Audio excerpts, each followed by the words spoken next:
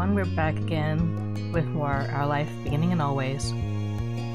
We're just gonna pick up from where we left off and randomly pick one of these moments.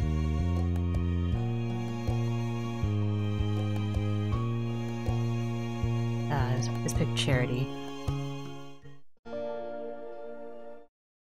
Sun beamed in through your window, warming your skin as you lay comfortably on your bed. With your arm hovering in the air, you held your phone above your face, bending against the sun to read the latest text Cove has sent through. He was out with the group he volunteered with, Orca, doing some kind of activity. He'd been at it since early that morning, and he'd be keeping you updated by messenger. Elias won't explain how he just finished cleaning out the beach, and was now heading over to Manistol on Shopping Street to sell tickets for a fundraising dinner. Before then, he wanted to call. He didn't mind that, and replied saying as much. As you wait for it to come in, you let out a big breath, thinking out the formal dinner that Orca organized. Being a completely fundraising-focused event for large donors, it was crucial for the organization's projects in the year to come. That's why Cove had been so busy lately. All you had heard about so far was that it was a prim and proper occasion with speeches and everything. And then a notification popped up. Incoming call. You picked up immediately. Hi. Sorry. Hey, Jamie. Sorry I don't have a lot of time to talk, but this is my chance, so you know.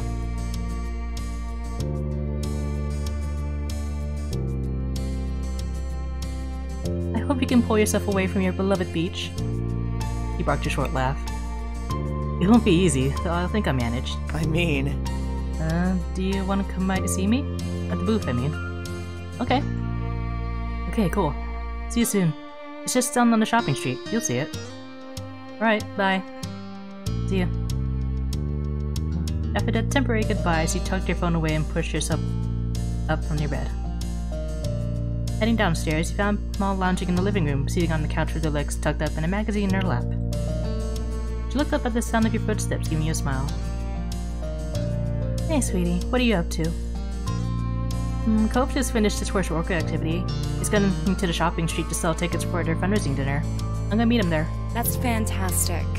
Good idea, that sounds wonderful. She nodded happily, and then her face fell a little as she put her magazine to the side. I'm so sad your mom and I can't make it to the dinner that night. She seemed honestly disappointed, but her face brightened again when she looked at you next. You'll be going, right? I can buy the ticket for you if you don't have enough. What's the price? Thanks, but Cove hasn't mentioned how much it is. I'll check it out when I'm there. Okie dokie. Perfect. Let me know how it goes. You agreed with a nod, walking backwards towards the door. Thanks, sweetie. Have a good walk. And tell Cove I said hello. I will. Bye, Ma. Strolling out the front door, you shut it behind you and let out a deep breath. You had known that the event was coming up, and that you'd most likely be going to support Cove, but you hadn't thought about it too much before now. With a small nod to yourself about everything you'd have to do, you began to walk to the shopping street. You hit the shopping street and casually walked along beneath the afternoon rays, window shopping and browsing through the various stalls that were set up around the place. It didn't take long until you spotted Cove's bright seafoam hair behind the counter, and the banner advertising the fundraising event. He caught your eye as you headed over and stood from his seat with a smile, pleased to see you arrive. He stood still, gaze struck on you, waiting until you approached the counter. He came right up to the front of the booth, inspecting the little plush sea animals that decorated it, before turning your smile on Cove. Jamie! Hi! Hey, you made it. Have you settled in and everything? He nodded, taking a quick survey of the simple booth. I appreciate getting to take a seat for a while. The beach was great, but it's nice to be off my feet for 5 seconds. He chuckled. I'm glad to see that despite all the work he'd been doing, he was in high spirits. He seemed to really be enjoying working with the charity. So, how much are the tickets for the event? He hesitated for a moment, rubbing the back of his neck awkwardly. They're $150. I only found out today.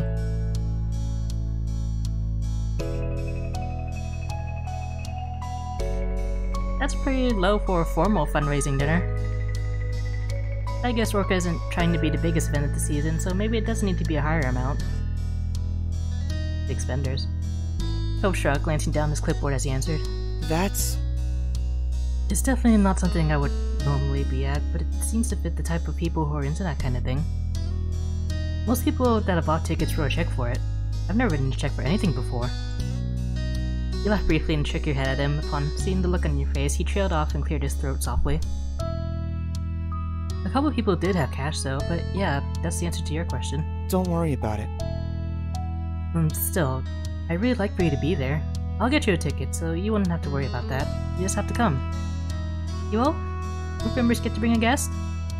No, we only get entry for ourselves, and it's only people who volunteer a certain number of hours, or if they're if they're actually part of the team running it.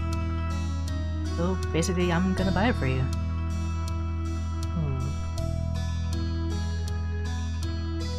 You were shocked by that. He was so thoughtful of him to offer. Even though he was happy enough to do it, you had never expected him to. It was really a nice gesture for him to make. It felt good to know that you being there was that important to him. He glanced over his shoulder quickly before turning back to you, his lips tilting mischiefully at the corners. Well... I'm not supposed to, but if you want, you can sit behind the counter and keep me company while I sell tickets.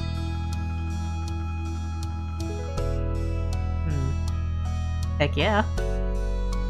He laughed at your enthusiasm as he rounded the table and took the extra seat beside him. The afternoon passed in a blur, with you and Cove laughing and chatting in between ticket sales. As the time drifted on and the sun sank lower in the sky, 6 PM finally rolled around and you helped him get everything packed up to call it a day. As you headed back home together, you thought of the fundraising dinner and how close it was now. There was still plenty to do before the big night arrived. The days continued on in a normal flow, though. Before long, and the night the work of fundraising dinner was upon you. It was early evening, and you were in your room getting ready as the minutes ticked closer and closer towards the times you needed to leave. Liz was helping you pick an outfit. You stood in front of her, considering different items while she sat on the edge of your bed, lips pursed tight. You had given a firm yes or no to each item you showed her, which had now reduced your options down to a small pile to choose from. The event had strict guidelines, and you wouldn't be let in unless you were dressed to the code. That meant having to find a truly professional outfit, but one that you were also happy with.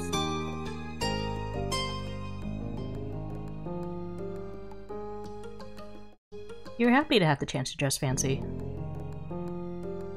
Yes, her fashionable Jamie. Makes sense.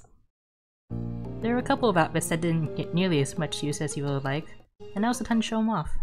You smiled as you picked your way through the items, your excitement shining bright. That's fine.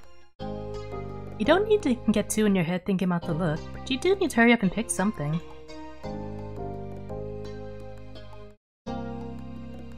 Oh, aren't you helpful, Liz? You rolled your eyes sarcastically and pouted. You knew you needed to make a decision and didn't appreciate the way Liz was pushing you towards it. Sorry, I'm only trying to get this done. Taking a deep breath to refocus yourself, you looked over the options one last time. It's time to decide on an outfit and quick.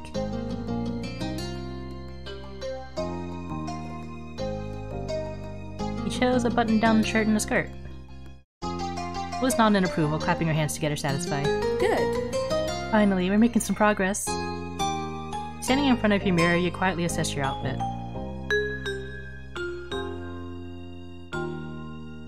You thought about adding an accessory or two.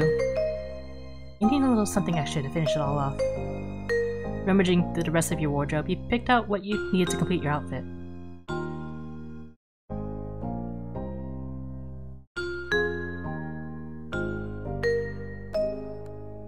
Hat. It took a minute or so to rummage through your wardrobe to find it, but it gave your outfit an extra special touch.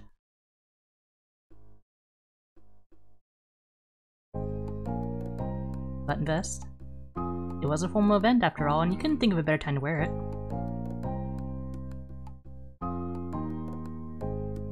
And that was everything. And with that,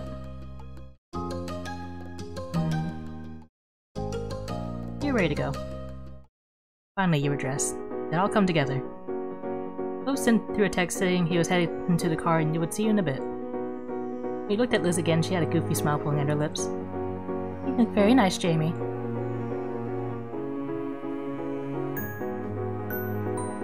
Thank you. And thanks for helping me out. I'm sure it wasn't easy. Liz laughed softly and ruffled your hair, but only barely, not enough to actually mess it up. You got that one right, but you know I'm here whenever you need it. Liz tried to pretend to tear away with her finger, sniffing dramatically. Oh, precious Jamie, you're really all grown up. It happened in the blink of an eye when I wasn't even looking. She chuckled to herself, nudging you towards the door. All right.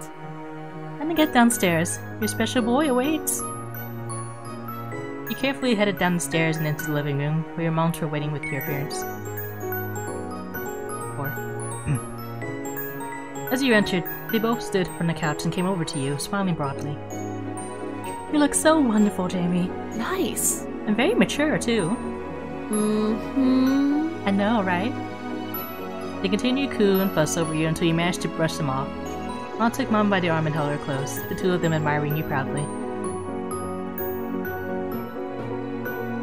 He sighed dramatically. You were gonna be running late if you didn't get going. Liz came over to you and smirked, as she was reading the very thoughts in your head. You'll have to get used to this one day, Jamie. You're the baby of the family forever, after all. Mom came in to give you one last hug, and before you knew it, another pair of arms was wrapped around you, and then a third. Both Mom and Liz giggled as they hugged you tight. Hope you have so much fun tonight. Have fun. We won't wait up for you. Stay out as long as you need. You're old enough now. The last wave goodbye, you left your family and approached the front door. It was time. Stepping out into the night, you closed the door behind you gently and looked out across the street. Philip was standing there in the street. His eyes met yours immediately, as if he had been watching your house for the moment you would come out. He smiled bashfully. Hey, Jamie. Hi. You took the chance to check over his outfit as he walked across the way to meet you. It was formal for sure, though he didn't feel overly posh. It made sense for him, and was honestly a sight for sore eyes. He was always beautiful to you. He looked you over as well, a subtle blush creeping over his face as he quickly cleared his throat and averted his gaze. You? He seemed to be struggling to find something to say, rubbing at the exposed part of his arm awkwardly. Thank you for coming with me, and for dressing really nicely for this. Your outfit, it's good. Better than good, really. Great, I guess? Something else? Yeah. Felt shy over it. It was one thing for your family to compliment the way you look, as they had been doing it all your life. It felt nice to hear someone else say it for a change. Then he shook his head, glanced back towards the garage, and throwing a thumb over his shoulder, spoke. Come on. You should probably get going. Wouldn't want to be late to such a grown-up event, right? Yeah, let's go. You headed over to Cove's car together, hopping in and strapping on your seatbelts. You're on your way. The event was being held at a place you had never been to before. You brought out the location on your phone to help Cove navigate there. It took some time to find the right address, and once there, you were met with the task of finding a parking spot. Though you were on time, it seemed like everyone else had already showed up and claimed the spaces. Eventually, he found a suitable place before realizing that it required payment. Cove covered the amount, taking a ticket from the machine and leaving it on the dashboard of the car. Despite the small holdup, you managed to ultimately make it to the event and confirmed you're on the guest list before being shown into the dining area. Cove whistled low as he looked around, taking in the extravagance of the room. Chandeliers hung from the ceiling, and the entire place was decked out with beautiful oceanic displays. You're stunned yourself. It was extremely high class, even more so than you had already expected.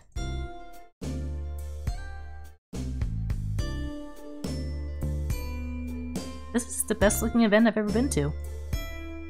You lips parted in a wondrous smile as you took in the decorations and the guests all dressed to the nines. Cove met your eyes with a similar look on his face. You got the impression that he felt the same way about it all.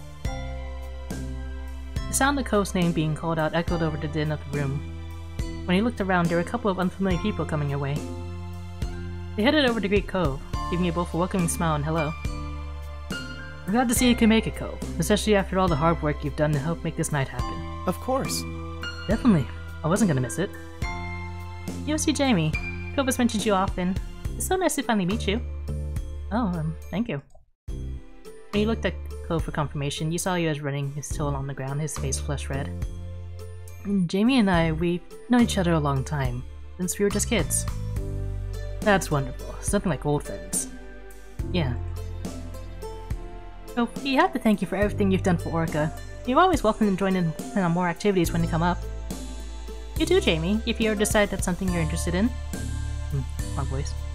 You nodded your head in understanding, giving a small smile. Well, we better head off to greet the other guests. It was lovely speaking with you both. You all said your goodbyes and they faded off into the crowd, leaving you and Cove on your own once more. Cove shrugged then, eyes darting around the place with an awkward look. So... I guess we should talk to more people. There isn't much else to do at an event like this. You found your way into groups of people who were standing around chatting while some light music played in the background. Servers with large silver trays were gliding between the guests, offering drinks and canapes. Cove was clearly hesitant to actually approach the people, but was able to respond when various people greeted him first. You weren't so good in social situations yourself, so mostly followed Cove around and joined in on his conversations. Luckily, everyone there that night was polite. The sound of a microphone crackling came from the podium at the other end of the room. Someone who you assumed must be the host for the evening was asking everyone to sit down in preparation for the meal and speeches. You and Cove looked for your table, finding it easily enough by the little name cards that were placed delicately beside the napkins. A few others joined you at your table, though they weren't anyone that you recognized. The host was still speaking as people were settling, starting off the speeches by giving a welcome to everyone attending. She wanted to provide some more information about Orca, which she supposed was for the guests who weren't a part of the organization, and the purpose of the fundraiser tonight. Orca's goals, as she explained it, were to aid in the conservation and restoration of oceans and beaches. There were many people who had helped to make the group as successful as it was. When she read off a list of several volunteers who worked on making the event happen, Cove's name was one of the first to come up. His cheeks flushed with shy pride at that. As she continued on to thank the large donors for the event, he checked over at Cove. He was still grinning happily to himself and tapping his fingers over the tops of his knees. Be pleased to have been mentioned by name.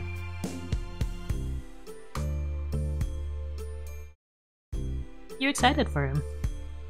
He worked so hard to make this event happen, it was the least that he deserved. While the host continued speaking, multiple servers dressed in black were setting the first course of the menu in front of guests. One of the servers set down a plate in front of you and you thanked him quietly before looking over at the dish with interest. You recognized the dish as a simple Caesar salad. The host quickly wrapped up the end of her speech, thanking everyone once more before inviting you all to begin your meal. Anyone who included a special dietary note when signing up for the event received a vegan or vegetarian version, and there are also small baskets of bread set around the table.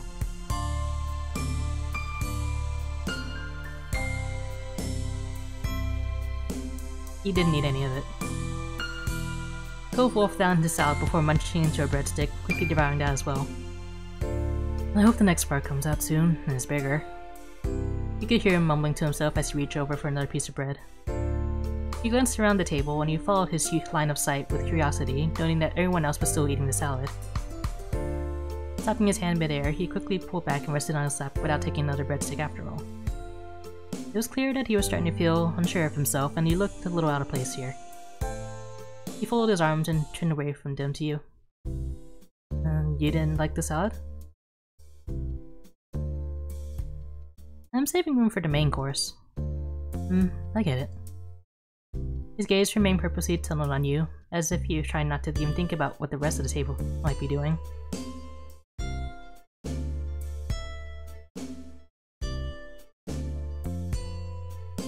You sat there quietly, feeling uncomfortable yourself. Cove gave a bent smile and rolled his eyes at the others. It was a little funny. At least the two of you were both fish out of water here.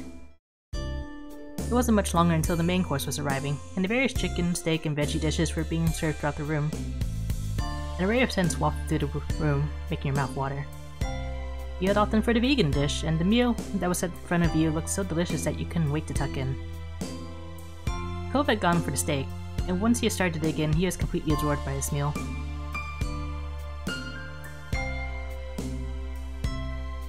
You kicked him under the table teasingly. The tips of your toes knocked against his shin discreetly, but enough for him to really feel it. He bolted upright in shock, almost choking on his mouthful of food. The look he gave you was far from impressed, but his eyes still held a glint of amusement. You threw your gaze away from him innocently, as though he had done nothing at all. When you peeked to see if he had gotten off scot-free, he rolled his eyes and returned to his meal. You chuckled lightly beneath your breath, and he did the same, thoroughly entertained. Dinner eventually ended, and the last of all was dessert. A lemon sorbet that had been partially dyed blue. The mix of the white with bold streaks of blue made the little scoop look like a ball of roaring ocean waves. The effect was very pretty, but the serving size was small. Perhaps it was the price to pay for artistry. You turned to Cove to find him pounding a little at the size of it. Digging into the dessert, it took him only a few bites to polish it off. Again, the other people around the table had barely even begun eating. An unimpressed air settled over him as he sat back in his chair, sipping at his water unhappily.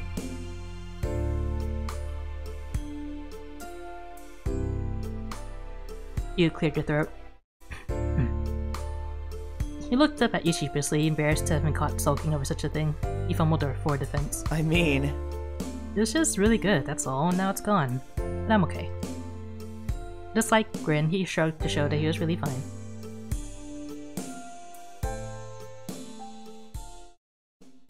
Alright, Cove.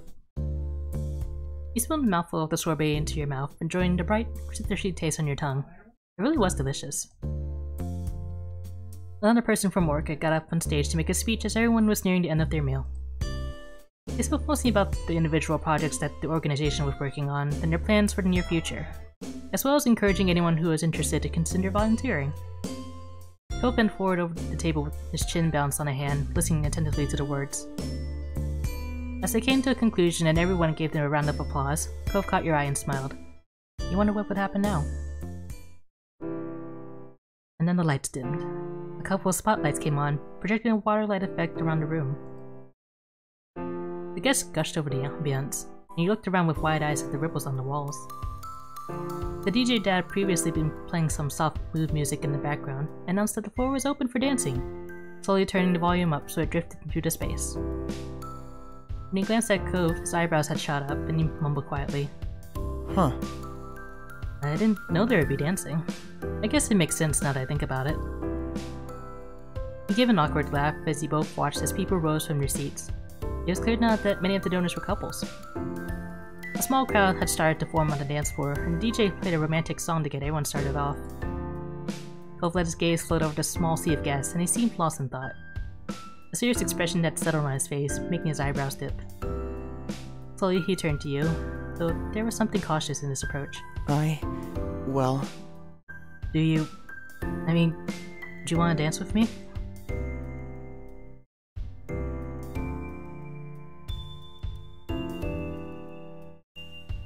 I don't really want to dance. Jamie, come on. You felt bad turning Cove down after you had asked, but it just wasn't on your docket for tonight. He nodded softly, giving you an understanding smile, which made it clear that he didn't mind.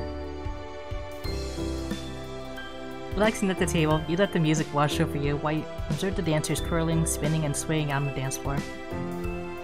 It was nice to just sit there quietly for a moment, enjoying the atmosphere.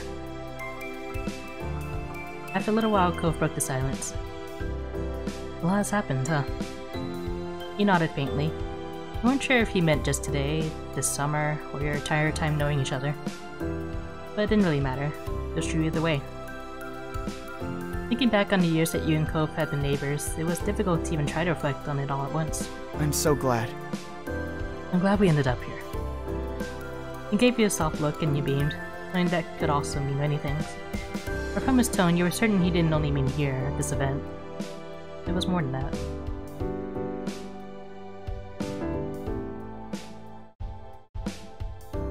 He chuckled happily at the two of you and the long adventure you'd been on. You loved him.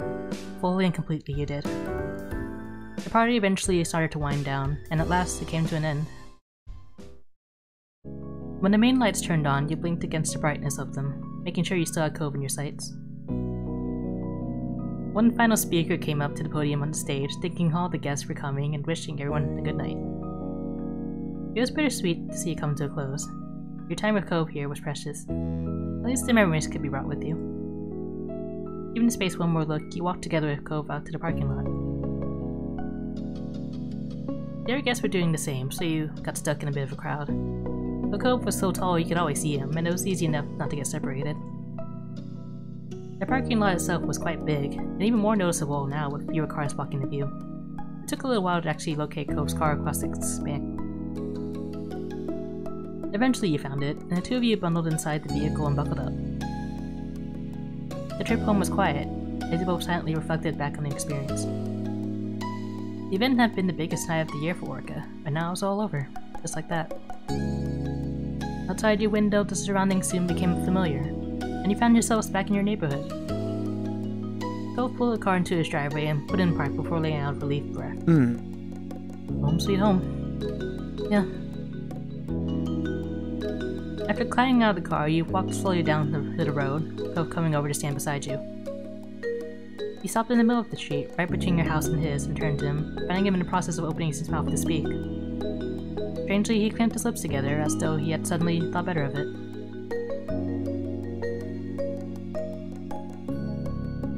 This is kind of awkward. Cove let out a little laugh, rubbing a hand over his face as he did so. Yeah, sorry. You gave him a friendly nudge. He gave you a small poke in return, blinking heavily as he smiled at you. Night. Night, Jamie. With a last wispy smile, he left towards his front door. Thinking you shouldn't linger in the street for much longer, you crossed the remainder of the road and did the same. When you reached your house, you pulled out your keys and stuck them in the door, trying your best to be silent about it. Opening the door a crack, you turned back and looked at Cove from over your shoulder. Your eyebrows lifted in surprise to see you as doing the same, holding his front door open, but waiting for you to go inside before he did. You shared an amused smile before you both stepped into your own houses, locking the door behind you. It was quite late, so everyone else was ready to sleep. As quiet as a mouse, you tiptoed up to your bedroom and changed out of your formal clothes into your pajamas. Now that you were finally home, you were exhausted. You brushed your teeth and got ready for bed in darkness, before crawling under the covers and letting out a heavy breath. It was still strange to think about how that was it. The build-up to the event had felt like so much. Now it was completely behind you. Your mind was busy with rapid yet muddled thoughts as you faded closer and closer to sleep. As unconsciousness creeped up on you, you felt more content. It was a big deal, but there would be more in the future. You could accept what it had been, and you could dream about what you get to experience next. And then you were taken away from dreams right back into reality by a sound. Your eyebrows pinched together, fully unprepared to be a part of the waking world again. The day was over, and it had been an eventful one. But you heard another noise. There was a tapping. Your eyes flew open. The window. There was a tapping that came from a window. Cove Holden.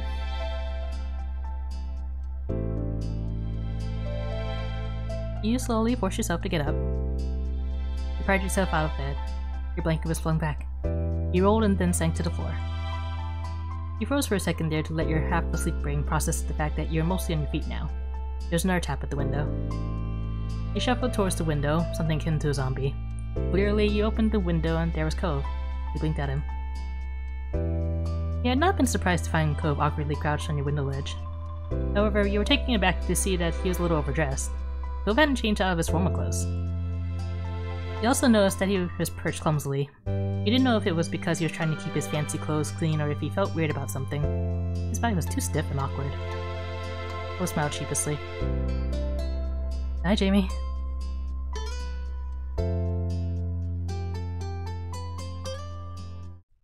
You remained silent. He fidgeted and then gestured inside. It was a question whether it was okay to come in. He moved aside and let him climb inside. He cautiously stepped down by stretching his legs over. Strangely, he didn't use his hands for support. It was clear to you now he was holding something. When he was safely on his feet, he briefly checked out his clothes, twisting around to see the back of his pants. He caught you looking and shrugged. I mean... I did go home after the event, but I knew I wasn't going to be able to settle down, so I just walked back out. I needed fresh air and time away from everything. He paused for a moment and raised his clasped together hands where you could see them. But then something happened and, well, so, I have something I want to show you. Cove grinned like a child and gently unfurled his fingers, not being able to keep in suspense for even a minute. Carefully sitting inside was a tiny yellow light. It blinked off and then on again. A firefly. Delicately, he moved his hand closer so you could see the creature better. They're back. He closed his eyes, his smile now faintly illuminated by his insect companion. Remember the first time I caught one? I always will. I could barely manage anything because of that neon pink cast I was stuck with all summer. You were still stunned by what was happening, but couldn't help snickering when Cove did. It was thanks to you that I finally held a firefly in my own hand. I'm glad I could help you. When that happened, well, it was just really memorable for me. Honestly, I didn't think I'd see them this year. I don't know why, it's just, they're kind of late and I guess I've been worrying about a lot of stuff lately. You could tell that the firefly generally lifted his spirits. He seemed at peace, and he wanted to share that with you. The fact that his first thought after discovering the fireflies was to come over and celebrate the joy with you made you suddenly feel very cherished. Cove opened his eyes, but he looked away, not meeting yours. It's nice. It's really nice, I think. Even if the fireflies disappear for a while, it doesn't mean they're really gone. They'll come back. I can see them again.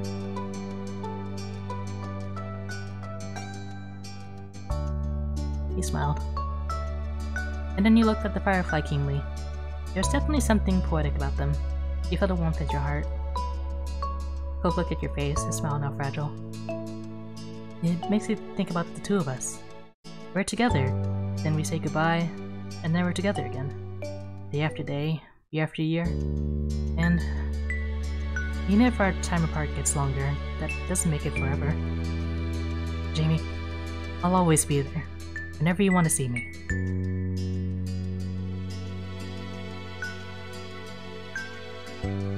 He wanted to be with him. There's nothing else he wanted then, and he needed to know. Your heart started to pound. Your heart's beat drowned out all other sounds. You stared at him with a firm gaze. You both had known each other for so long. You'd always known how special Cove was to you. Even when you were kids, there was no one like him, and no matter how much time passed, no one could replace him. You never let yourself say it before, but not any longer. This wasn't the time to keep your feelings to yourself. Cove's expression shifted into something concerned. His brows furrowed as he waited for your response. There's something fragile there, I'm sure.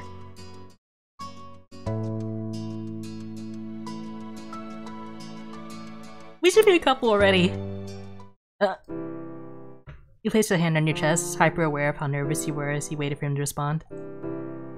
Cove froze up, face stuck in a shocked expression, but he noticed a slight tremble travel through his body as he went dark red. He swallowed hard. Oh my god. Jamie. His eyebrows furrowed, and he openly struggled with words. He made several false starts, unintelligible pieces and parts of thoughts. Finally, his voice cracking all the while, he got something out. Yes! Okay, yes, I want to be with you. I always have. I can't even remember what it was like not to want to see you every day. It was like he could barely process it, as if he never thought reality would let him have this. He started sniffling. I'm just so glad. He scrubbed at his eyes, his voice went soft then. My whole life, as soon as I knew what it meant to like somebody, I pictured this. Even if I couldn't make it happen, for me, it's only you. His arm faltered, causing the firefly to fly off. He restrained himself, looking into your gray eyes. Jamie, if I can, I'd like to be your boyfriend. I like it a lot. I can't think of anything I like more. His lips quirked into a shy smile as he let out a laugh so airy it was nearly a cough. He let out a huge sigh of relief. Now you knew. You both knew. It was out in the open. It wasn't anything to hide. He beamed at him. You grinned so widely that you knew if you kept it up your cheeks were going to hurt. There's such a joy radiating from your chest, infecting your smile. You couldn't stop if you wanted to. When you looked into Cove's face again, his smile was sparkling bright. Much more so than the firefly he had brought you. His eyes prickled with tears and he sniffled, but you could recognize the equal joy that's taking over him. You're both happy. Together. You're together and happy.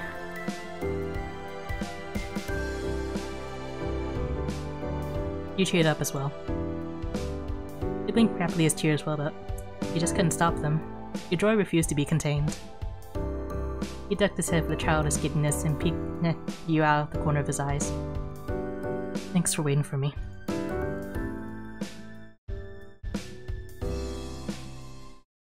You're worth it. Jamie. We're gonna have to tell everybody about this, aren't we? Your moms, my parents, Liz, Terry, Miranda, everyone.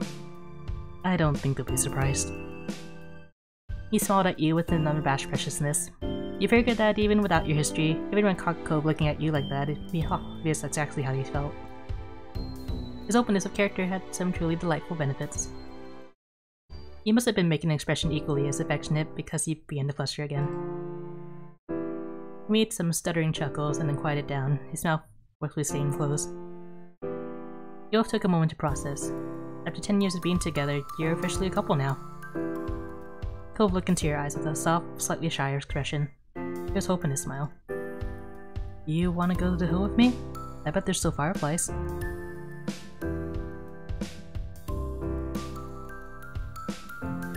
It's too late. I'm tired. He smiled a little more, very softly. Good night. It's okay. Good night. His voice was quiet but content. The part that mattered happened, and he couldn't be disappointed with that. Good night. Cove looked at your bedroom door and then back at the window. He made a decision and started to head towards his personal exit. It's probably better if I don't get caught. He gave you one last smile as you saw him off. His climbing was a lot more graceful now that he wasn't holding a living creature. He waved at you from the ground and then disappeared into the night behind the side of your house. You stayed at your window for a minute longer. You could see a firefly in the distance. It was right. He may have said farewell for today, but it was only for now. You'd see him again.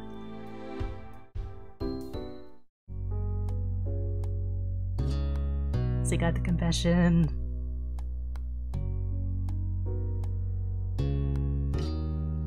And the next moment is... Dang. You grabbed a large beach towel from your bed and stuffed it into a bag. You already packed your water bottle for your upcoming beach hangout session. Stars had aligned, and somehow everyone was free today. Miranda had set things up with several bubbly phone calls between you, Cove, and Terry to find time to hit the beach. You're hoping that this would be a fun time together. Cove sat at your windowsill and kicked one of his legs into the air idly. He already had a swimsuit on, and his towel was bundled under his arm in a misshapen ball. He'd shown up earlier that morning with a surprising amount of enthusiasm. He was chatting as he caught up with his preparation. But seriously, I couldn't find my swimsuit this morning. I looked everywhere. It disappeared. I had no idea what I was gonna do.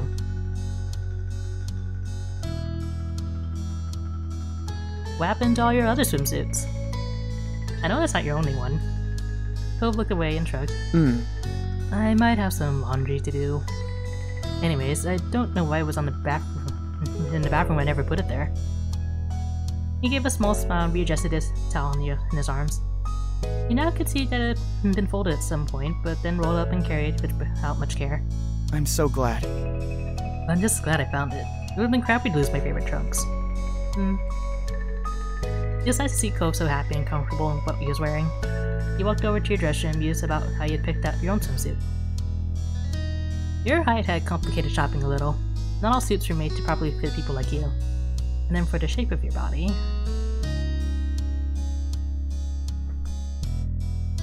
you were chubby.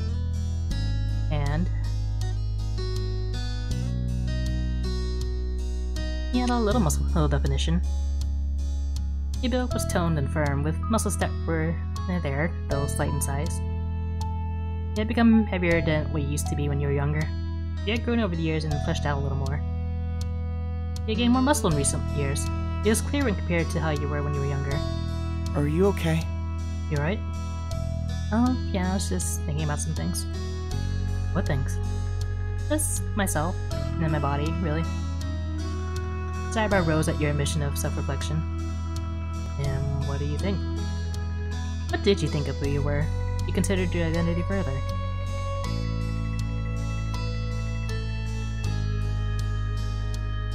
You still didn't know what identity you felt truly comfortable with.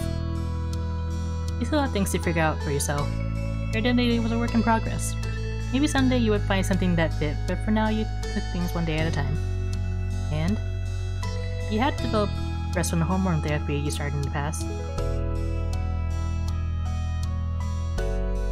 They weren't exactly small, but not huge either. They were medium, you supposed.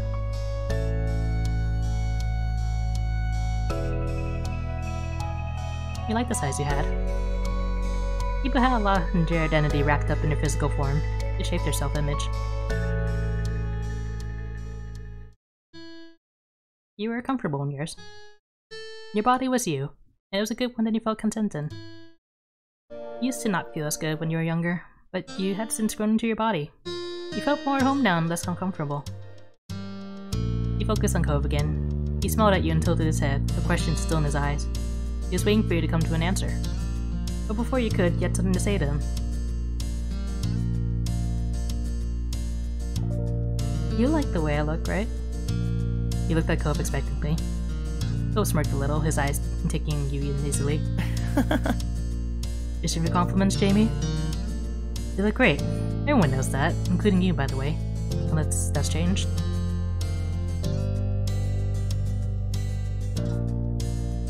I didn't want a compliment, I was just asking. Fine. Cove shook his head. His hand went up to try to unsubtly cover a smile. I was kinda worried you were so in your head because something was wrong. Guess not. I'm glad. Hey!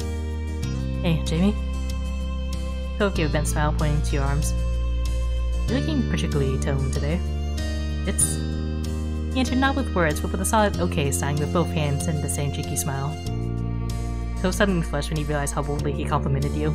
He stood by it, even if he was a little red. You were a little taken aback. That came out of nowhere. You glanced at yourself. You like that? Yeah.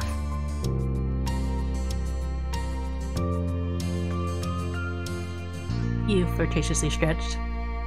You fluttered your eyelashes and slowly stretched your arms out in front of you, towards him. Your sleeve fell down, but instead of fixing it, you let it stay that way. You looked Cove straight in the eye as you openly displayed your arms. Cove turned bright red and jumped to his feet. His towel dropped to the ground as he practically flew over to you. He looked at your arms, then tried to gently nudge them back down. Yeah, you can stop now, really. He laughed nervously and flailed a little. You took pity on him and stopped displaying yourself. You got the reaction you wanted. You retreated back to sitting on the windowsill and retrieved his towel. Head hung low to try hiding his expression. Finally, you felt that was enough of the topic for one day. You went back to your original goal before you got sidetracked. You needed to pick what you wanted to wear to the beach.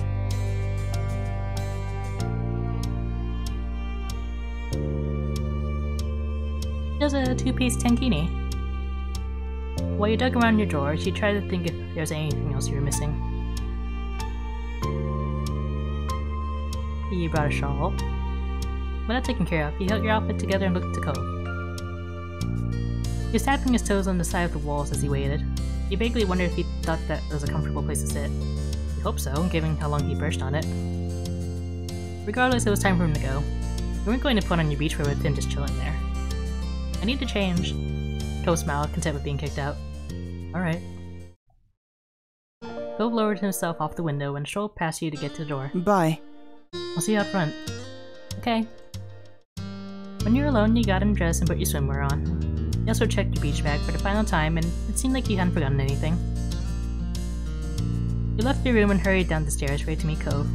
You made sure to lock your front door and walked outside.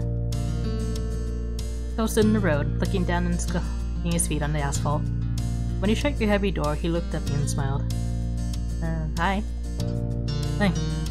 Miranda and Terry are gonna be here in not too long. Terry even texted me earlier saying she was mostly on schedule. Well... Why don't we just head to the beach and wait for them there? They're both ready. That sounded like a good idea to you. He said as much, and Cove shot up a quick text telling two of them where you'd be. Cove gave you a thumbs up after the message sent. It was a familiar path to walk, and it wasn't long until you reached the shore. Cove laid out his towel on the warm sand. You set up your stuff beside him and looked out into the ocean. The roaring swells hit the shore really quickly. Y'all had lucked out. It was a beautiful day. The sky was clear and the waves were good. It was a balmy summer day, but with a pleasant breeze to keep things comfortable. Essentially, it was perfect. So? Do you feel like getting into the water? Maybe just walk down the shore? Or would you want to do something here?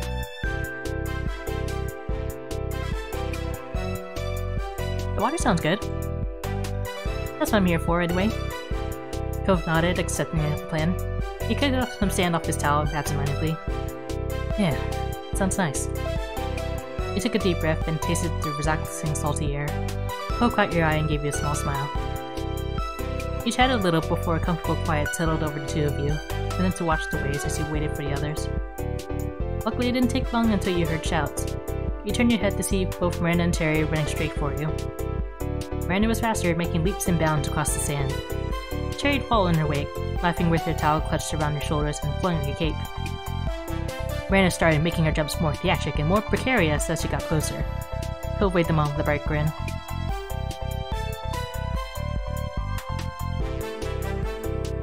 You hope they wouldn't fall. I really hope she doesn't trip. You muttered mostly to Cove, but they seemed to hear you anyways, Miranda giggled. Don't worry, I'm fine. But as she made a particularly far leap and landing on one foot, she turned it into a clumsy pirouette and spun around. The two eventually arrived at Cove's and your setup, looking completely ready for an ocean adventure. They were ready in their swimwear and were raring to go. Hey Terry, Miranda, welcome to our beach. Hey! Hi. Hello, hello. She beamed and Miranda nodded with a smile. Oh yeah! Man, I'm so pumped. Yeah, I'm really glad this worked out. What have you guys been up to over in the town? Cove? Jamie?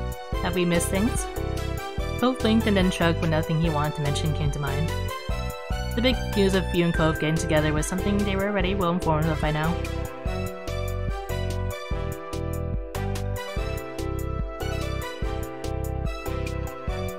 You shrugged by Cove. Cherry tilted her head. She then turned on Miranda with a grin. Then what about you? Anything you can say, Randy? Miranda looked back and forth between you and Cove, then with a small, evil smirk, she too shrugged. Aw, come on, somebody's gotta answer. Miranda burst out giggling, Cove snorted. Terry then started talking about her morning and how she'd almost overslept since she had stayed up too late last night. She bounced on her feet as she spoke. Don't worry about me being tired today. You know I ran on less back during school. Miranda filled in the group about her morning. Apparently everything had gone smoothly. She met with Terry on the way here and you knew the rest. Cove offered a suggestion to the girls. Hey, why don't we take this out to the water? Okay. Oh yeah, definitely. You felt pleased that Cove remembered what you wanted to do. Sometimes he could be thoughtful like that. Cherry threw her stuff down on the sand and started running for the waves. Miranda was more careful setting down her things and waited for you and Cove. Cove tilted his shoulder, gestured over to the ocean. Alright. I'm looking forward to this. The three of you made your way down to the shoreline together. Miranda cartwheeled and Terry clapped. Soon all four of you were in the water. Cove ran out the furthest, while Terry instigated a splash fight. There was a really quiet moment where someone wasn't laughing. Hours passed, and the group had moved between different activities, some low-key and some more exhausted. For you, it was another break time. You sat on your towel and sipped at some water. Your friends were hard at work bringing Terry's full body under a pile. Miranda used her arms to force up sand around Terry's sides. Cove worked on covering Terry's feet. You took another drink and closed your eyes. Eventually, a shadow passed over you, dampening the light that was still notable even behind your eyelids. You checked to see Cove had joined you there. He knelt down to dig around in this pile of assorted beach stuff in the middle of everyone's towel setup and pulled out the sunscreen. He took a seat next to you on his towel. He opened the bottle with a soft pop and began to reapply the cream. Hey. Hey. But then he sighed again, this time in an exaggeratedly disappointed way. You wondered if he was going to sigh again, even more dramatically if he didn't say anything.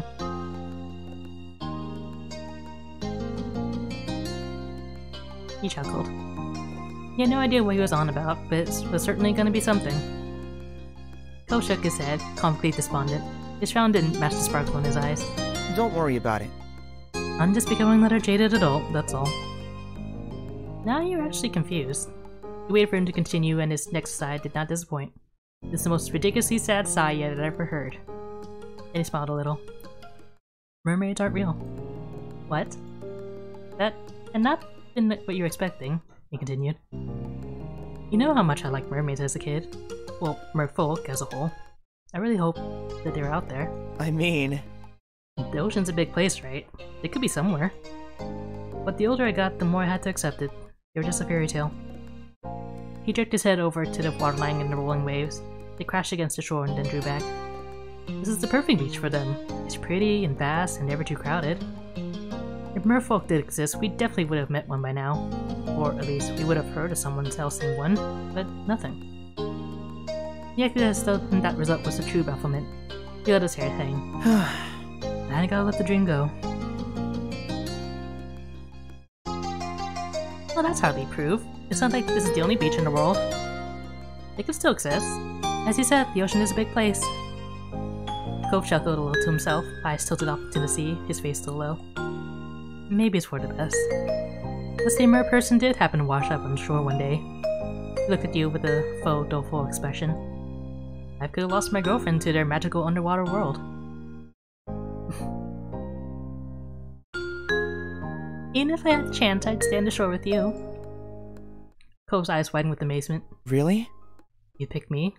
Playing human over a beautiful mythic mer person? He smiled and continued, very clearly joking around at this point. Are you sure that's a right call? If a beautiful, kind mer person falls for somebody, I'm pretty positive that the sensible response isn't to turn around and say, no thanks, I'm gonna stay on there with a normal guy.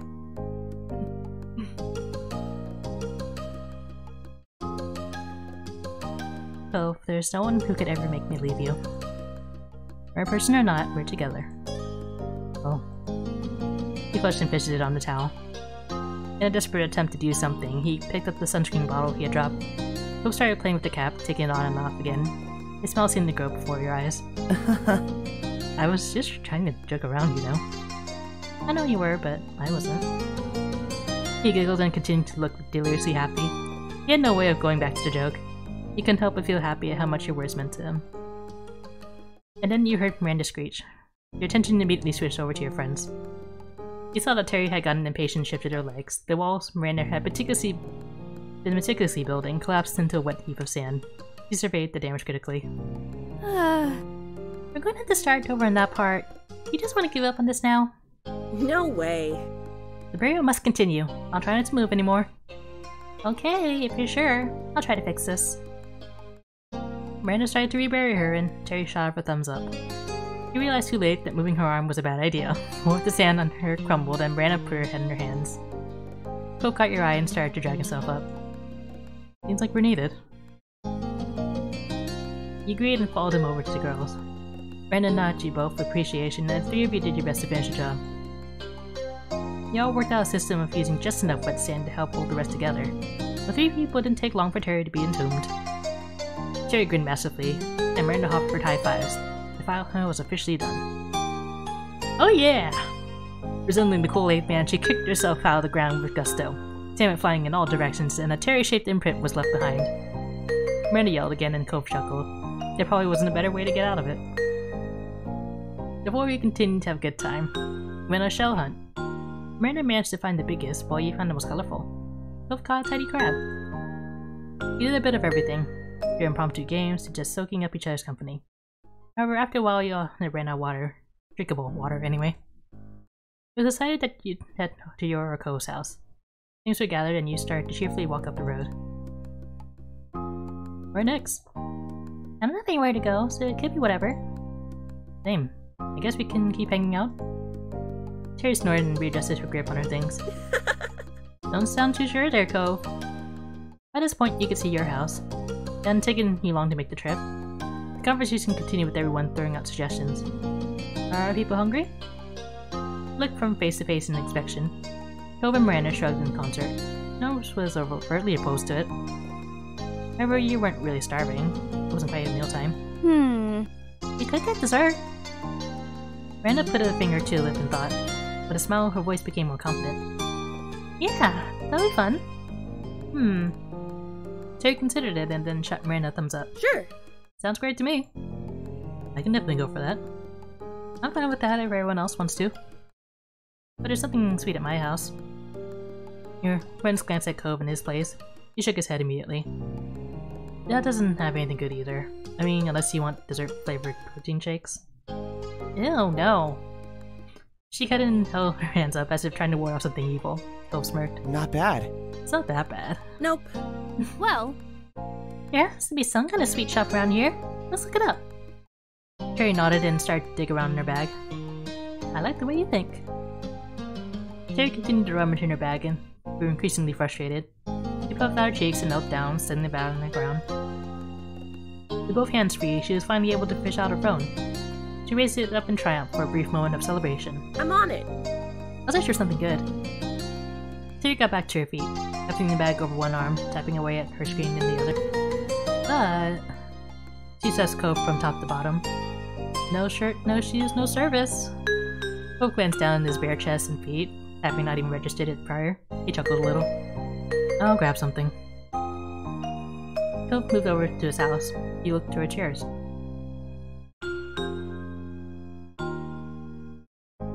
He waited outside with the girls. He watched Cove disappear into his house. Harry was deep in the midst of scrolling through food options. He shuffled over to where he could see, and Miranda did the same. There's ice cream. People love ice cream, especially around here. I don't really feel like ice cream. Uh-huh. Cool, because I don't either. She flicked her finger up, and another ice cream place showed up. Melty Moo Moo's frozen treats with an unfortunate cartoon mascot. I like ice cream, it's just not for today. It has to be something else. He thought on it, and Terry kept scrolling. He heard her door open, and Cove reappeared. You're about to be surprised at how quick he was, but didn't notice he just threw on a t-shirt over his swim trunks and slipped a pair of sandals on. Of course. Hey. Everyone else exchanged their respective greetings and then looked back at Terry's phone. Terry scrolled further and then made an interested exclamation. Oh, what about this place? They sell crepes. That's something you don't see every day. Look how fancy they are. She shoved her phone in your face. It seemed like a cute shop. Didn't show any pictures of the actual building, but the food seemed good. It's one of those places that put a lot of effort into presentation, with branded wrapping for the crepes and well-applied toppings. Huh. Weird. I never heard of it. I haven't either. Mysterious. The crepes are so good. She nodded her approval as Terry admired more of the photos. Do they have vegan options? Terry found the actual menu and started skimming through it. Huh! She put her finger on a promising bolded head being labeled vegan options and smiled. They do. Miranda smiled at you warmly and Cove caught your eye. I'd go. It's not too far, but we could drive. Terry cheered at the success of a plan made, and y'all walked around to Cove's car. He had to run inside once more to grab his keys. He washed me in the dirt in his car. He has a thin coat of sand and dust on Cove's car. It had probably been a while since he washed it. With a smirk, he carefully wrote, "Wash me" with your finger. Very nifty. Good work. I wonder if he's even gonna notice. The car beeped and unlocked. Cove ran up to you with his car keys in hand. His hair slipped into his face and he brushed it back. Not good! You clambered into the passenger seat without hesitation. You didn't argue and climbed into the back with Miranda.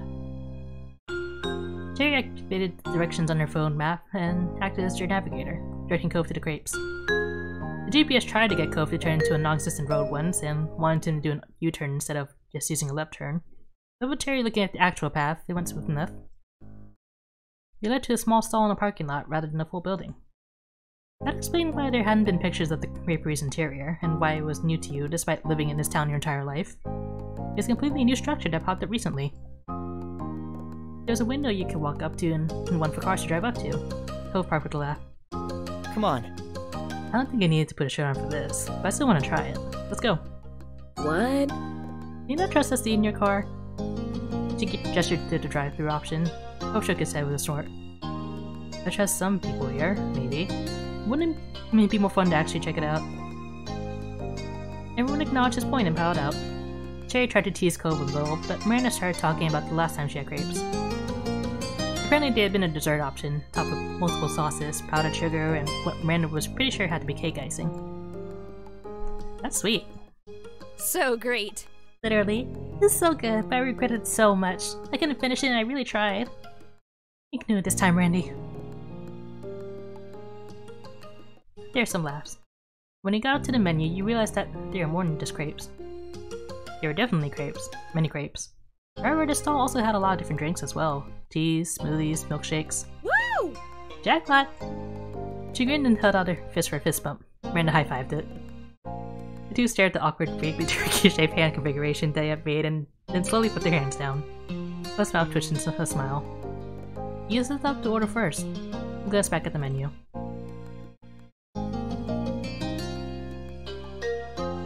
You ordered a crepe and a drink. Oh, I'd like to get a crepe and a drink, please. There was a woman who looked a little older than you taking your orders. She smiled back at you, ready to hear the specifics of your purchase. For the crepe itself, you wanted... lemon. For the fillings and toppings, you picked...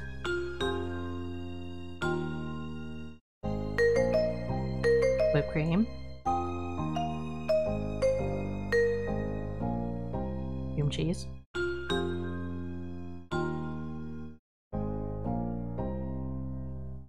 Mango slices.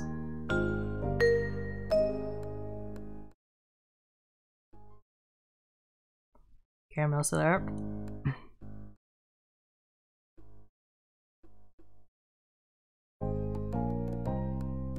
Strawberries. Chocolate chips.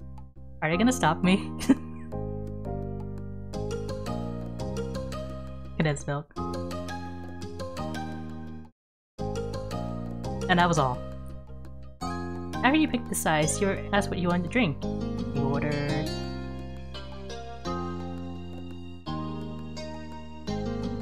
a chocolate milkshake. You could also add a mix-in or toppings to the drink.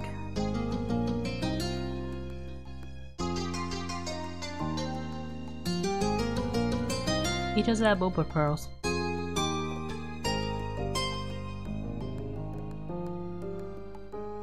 And caramel syrup. And condensed milk. And chocolate syrup. And that was all. You paid and stepped aside to let your friends order. Coke got a lemon crepe with powdered sugar on top and the mixed berries. He also got a plain strawberry smoothie. Cherry went crazy with toppings. While she ordered a plain crepe, she added smothered with whipped cream, cream cheese, chocolate chips, chocolate syrup, and bananas. Miranda opted for a frappe with caramel syrup and condensed milk. The four of you stood off to the side as you waited for your treats. Where would you order, Jamie? But I'm the only one to go for a drink in the crepe. I couldn't pick just one, so why not? Exactly. It's gonna be good. Wow. Your drink sounded good. What about copying you? She looked at you with a curious look in her eye. Why'd you pick all that?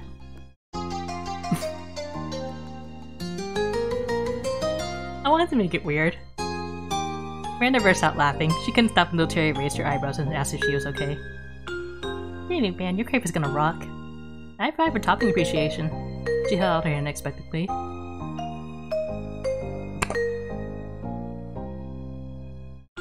You fist bump her palm. Turkey. Cherry stared at your hands. She blinked. She looked between Miranda and you. Is this just a thing now? I don't know what you mean. Miranda's voice was surprisingly serious, while her face looked like she was seconds away from laughing.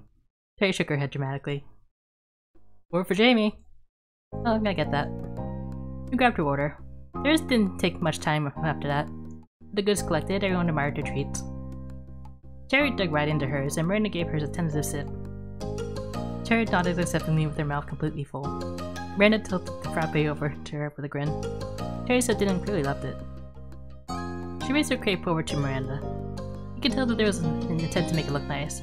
With all the assorted toppings piled on, only so much could be done. Miranda took a huge bite with gusto and sighed happily. Cherry seemed satisfied and took another slurp of Miranda's drink. They both only gotten one thing, and probably because they knew they'd end up sharing.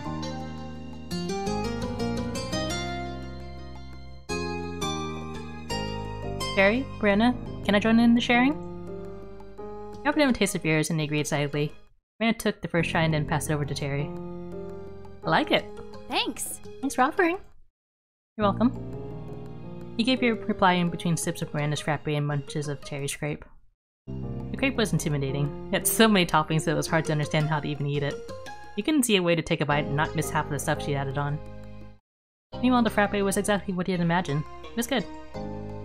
After trying them both, he handed them back to Miranda since she was closest. He redistributed the items. With that, Coke started to eat his treats in earnest. You saw him take a huge gulp of his smoothie, and then, without swallowing, he added a bite of his lemon crepe. Cove. Cherry tore off a piece of her crepe and headed out to Cove. So? Can you make a trade? Sure. Instead of continuing to loiter in the parking lot, the four of you started to walk down the sidewalk. There's a lot of sharing going on, with crepe bits and toppings being passed around. You wouldn't have been surprised if Cherry ended up drinking more frappe than Miranda did. He kept going down the way, eating, drinking, and chatting. You hadn't realized just how far the group had wandered until you ended up with the now leaving sign. Apparently you were about to just walk right out in the middle of nowhere. Cherry took her mouth off of Miranda's straw and stopped sipping the frappe. Impossible. Preposterous. How are we already at the end? I always forget how tiny this town really is. Cove chuckled a little and swallowed a chunk of cherry scrape. I guess. And it kinda is, huh? It didn't feel that small when we were growing up.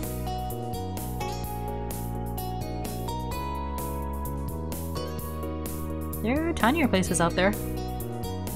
You felt defensive over your hometown.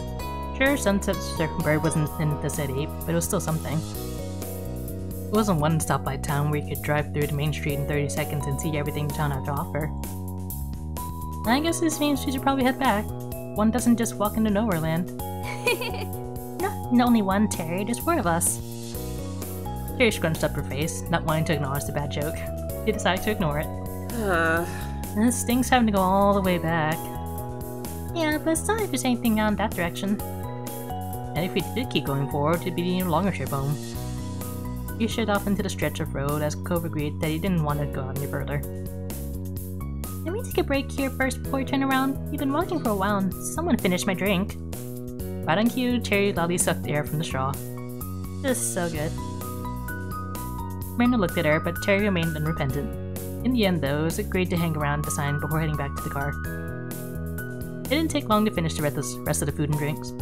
Everyone gathered up the trash and stuffed it into bags and pockets for now. The group relaxed on the grass, keeping count of all the cars that drove past. It was not a high number. 14. The newest passing car drove down into town from somewhere outside. As the vehicle came by, it slowed down and you watched it as it ultimately rolled into a complete stop. The black car parked right to the now leaving side. Everyone exchanged a baffled look. But then the tinted window rolled down and the driver peered out. As soon as he saw his hair, you recognized him. No one else he knew presented themselves so distinctively. Hey, neighbors. Cove openly sighed when he recognized him, afterwards sucking sulkily at the straw of his long empty drink.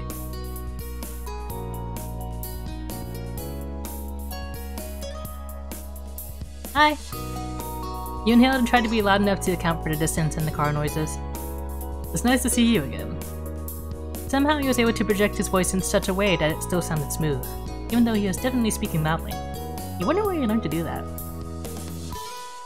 And he thought about the odd picture this made. A fancy black car pulled out over to talk to a group of teens, mostly still in beachwear. Miranda was incredibly confused and shrank back to watch. Cherry tilted her head in an unspoken question. Cove made a quick gesture pointing towards Baxter and a light bulb went off for Terry. Alright. Oh, that's the new person in the condo, the B-man, right? Yeah, Baxter. Oh, I wasn't sure if I'd ever actually see him. Her voice was quiet. Miranda usually got shy around new people. Terry was quite the opposite. Incredible, this is perfect! Terry hopped up from the grass and ran to Baxter's car all full of excitement. Behind her, Miranda picked herself up and dusted imaginary dirt off her clothes.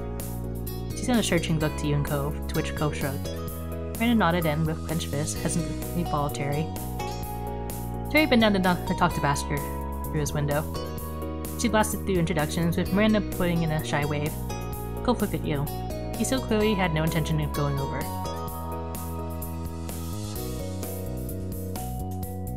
You went over to Baxter. Cove waited in the grass without another word. You joined the other two and stood next to Baxter's car. He smiled genially at you. Nice to see you. Jamie, it's very nice to see you once more. He gestured to Miranda and Terry. I just rented this car for my stay here and was coming back from a bit of sightseeing when I spotted your crowd. And these two were kindly introducing themselves. Yeah, it's only polite. Speaking of polite, since you know us, you should give us a ride. Terry. Her voice was whispered, but her tone was clear. This is not Miranda improved. What? You won't have to walk back to the parking lot. I'll take care of it. Miranda bit her lip. Terry, clearly not seeing the problem, pointed at Miranda and turned back to Baxter. You wouldn't make a cute girl trudge down this empty road, right? Look at her. Baxter did. Miranda smiled uncomfortably and grinned playfully. I can do that. Of course not. Consider me at your service. Yes. She spun around and tried to wave Cove over. You could tell from his face that he was already alarmed. Get over here! Baxter's giving us a ride! You could make out his frown in the distance. However, he did start to drag himself out from the grass.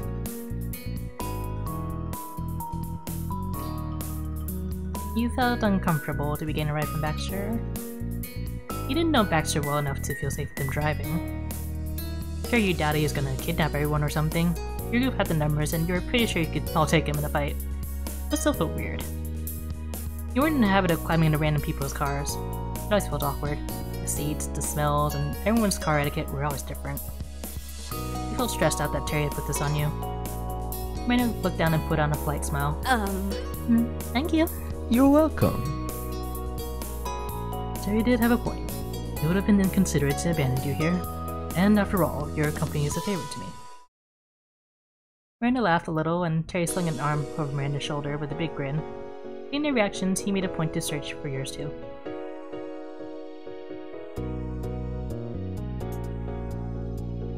You were flattered. Cove stepped up to the car. His expression was now inscrutable. Hello. Hi. Alrighty, plan made. Just hop in. You hesitantly opened the back door and slipped inside. The car was clean and smelled of air freshener. You shared a Cove for reassurance as you scooted all the way over to the other side. Cove squeezed into the middle after you. Miranda took the last seat in the back, and y'all tried to awkwardly buckle up. The back seat's really made for 3 adults, and honestly it didn't seem like it. Terry gladly took the shotgun seat and had all the room she wanted. Does that sound alright? Welcome to my vehicle. I hope everyone is comfortable. And if someone could point me in the right direction, we can be on our way. Terry went back to navigator mode and outlined their journey. It's basically a straight line with one turn at the end in the parking lot. Baxter nodded from up in the driver's seat and pulled back into the road. Luckily, the street was still dead empty. It took no time at all for Baxter to park right next to Cove's car. There wasn't even enough time for a proper conversation to start. The occupants didn't seem to mind. There smiles all around when Baxter parked next to Cove's car. Woo!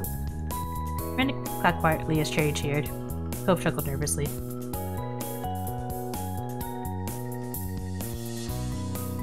He nudged Baxter in a friendly way. Leaning forward from your seat in the back and nudged Baxter. Miranda stopped clapping when Cove tried to scoot over to give you more room, but unintentionally pressed into her space. She didn't look mad, just alarmed. Sorry. It'll be okay. It's okay. He felt super uncomfortable to have drawn so much attention to what was meant to be a subtle gesture. Baxter gave you a curled smile that made it clear he appreciated your attempt, so that helped a little. We've arrived. That was easy.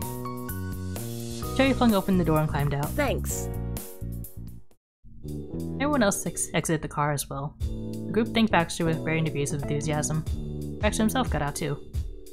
Everyone congregated again in front of Baxter's and Cove's cars. Cove looked at the back of his and frowned. He finally discovered the watch you put on it. Huh. I wonder who did that. He snickered along with Miranda, who realized he'd been caught. Ooh. It's a mystery. Right.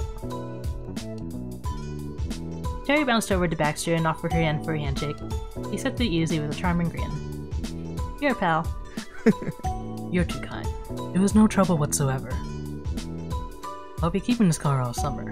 If it suits you, you're welcome to take my number and give me a ring whenever you're in need of another ride. And that goes for everyone here. I have a car. Terry busted into laughter and Brandon fidgeted. He did not know what to do with that. Actually really went fast, didn't he? He noticed her discomfort and smiled with a soft tilt of the head. I'd be happy to help again, but that's the only reason I offered. If you don't need it, you can pass on it.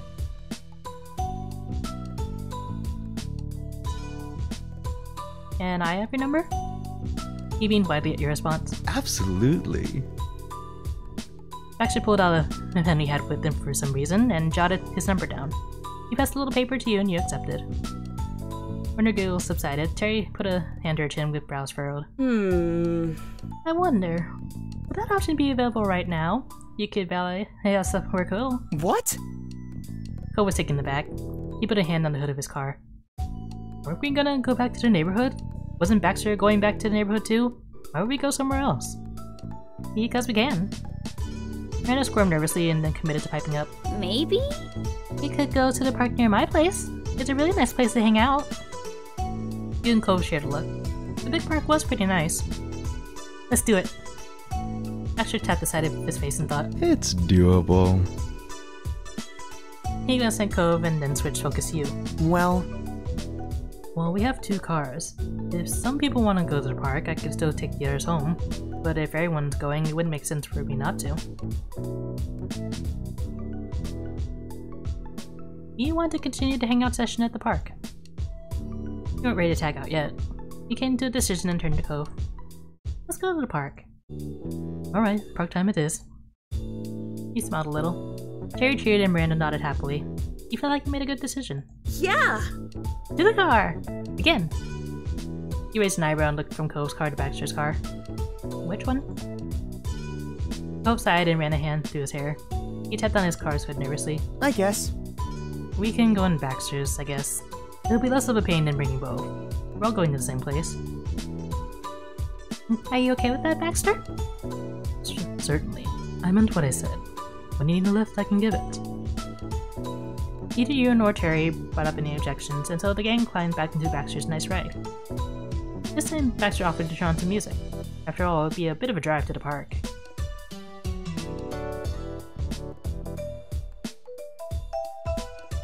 I'd rather not have any. Baxter nodded and put the car in drive. The parking lot was practically empty, but you noticed that he was careful anyways. It took a while to arrive. By the time you got there, the sky was golden with the orange streaks of sunset. Everyone got out of the car and started to stroll along one of the paths. You walked by the basketball court and some picnic tables taking in the sights. Miranda seemed amazingly content, the location helping her relax in company. She looked away, sometimes stopping here or there to point something out. Baxter turned to her and nodded along. Not bad. I've never been here, but I definitely see the appeal. Man, this is Randy's stomping ground. She's been coming here forever. Seriously, Miranda, have you ever had a birthday party that wasn't here? You missed out, Baxter, because every year she has a blow-up party at the park. Imagine balloons everywhere. Miranda looked down, suddenly shy again with the attention on her. She let out an awkward laugh. Yep, every year.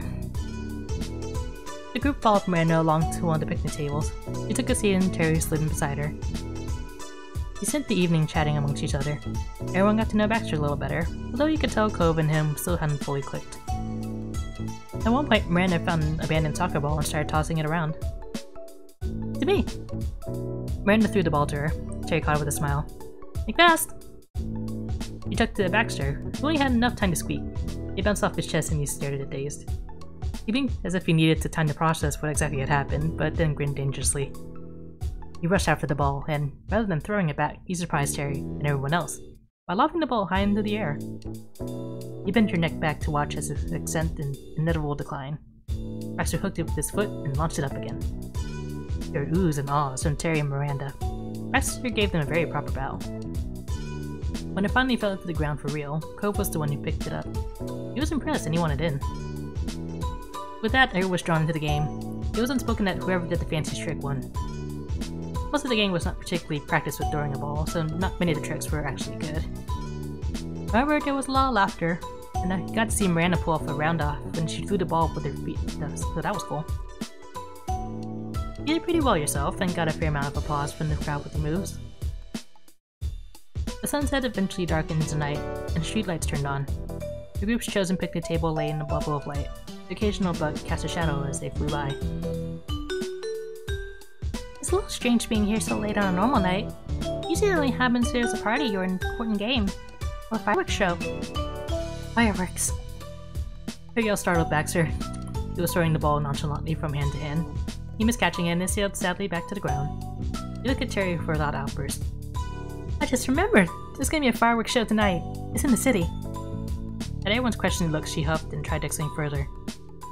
It's some celebration for the opening of something, I don't remember what. I don't think we can get into the actual event anyways. Oh yeah!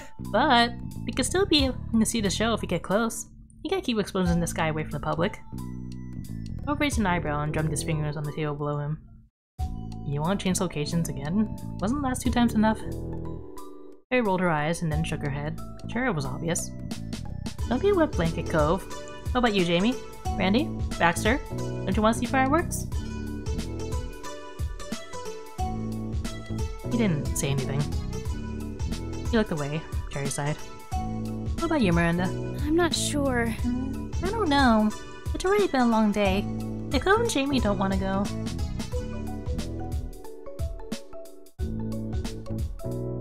Actually, I'd be okay with fireworks. If you guys want to, then I'm fine with it. Cove nodded. It's not like I'm anti-fireworks. In turn, 4 sets of eyes looked to Baxter. As the driver, his anticipator broke the plan. He chuckled softly. In for a penny, in for a pound. I'll go. Honestly. Genuinely, there's nothing better to occupy my time tonight. We better hurry or we might miss it. Cove rolled his eyes but laughed. Everyone headed back to the car yet again. Terry brought out her phone to navigate the city and Baxter stepped on the gas. You're on your way. Baxter drove past buildings aglow in warm yellow light that cut through the navy black night. One office building had bright LED lights that cycled through a whole rainbow of hues. It was difficult to get through all the traffic on the road, let alone find parking this late at night. Luckily, Miranda had eagle eyes when it came to scoping out a spot. She pointed to a sedan pulling out and Baxter parked within seconds. Not wanting to miss the show, y'all raced down the waterfront walkway to find a place with a good view. What about here? Cove peered across the rails in the distance and shot her a thumbs up. It was relatively quiet, isolated, and you could see skyscrapers. That was a good sign, based on where Terry thought the event was.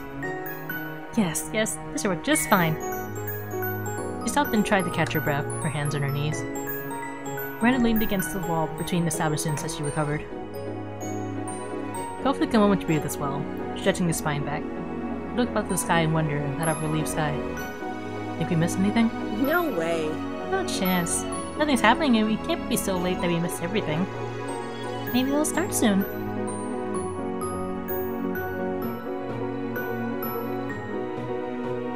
You were nervous about how close the fireworks would be. You had no idea where the fireworks were even supposed to be. All you knew they'd be right in front of your face and way too loud. Or alternatively, the fireworks might be too far off in the distance to see clearly, hidden behind the tall buildings in the skyline. That might ruin everyone's fun. Terry led Miranda to sit down on the oval slabs along the path. Miranda took a seat and began tapping her knees together as she waited. Terry meanwhile crouched more than sat. Baxter smiled politely and looked from you to Cove. He seemed to be waiting for one of you to speak first rather than wanting to directly start a conversation. Something seemed to strike Cove as he tried unsuccessfully to hide a smile. We're all still in swimsuits. Wearing beachwear in the middle of the city, in the dark, while waiting for a fireworks show was clearly the joke of the day for him. Cove snorted once and then looked back up at the sky. A flash lit up the sky with a brilliant green. Your eyes flew off the building in the distance and silently watched with bated breath. You heard a second boom, and a red firework lit up the night. The show's starting! So pretty! You came running over to get closer, positively beaming. Terry pressed herself to the waterfront fence, getting as close as physically possible without just going swimming again. More fireworks went off, shooting out hundreds of tiny sparkling lights. The colors stood out starkly against the dark of the night. The biggest ones watched your surrounding with their hue, turning your world blue, then red, and then golden. Welcome. Did I deliver or did I deliver? Miranda's eyes glittered and she lightly bumped Terry with her hip. Good job. Terry stumbled at the friendly nudge, but was pleased with the compliment. He grinned back. Miranda lightly swung her hips the opposite way to give you a bump as well. It was friendly and soft. Woo! We did it! He smiled at her and nodded.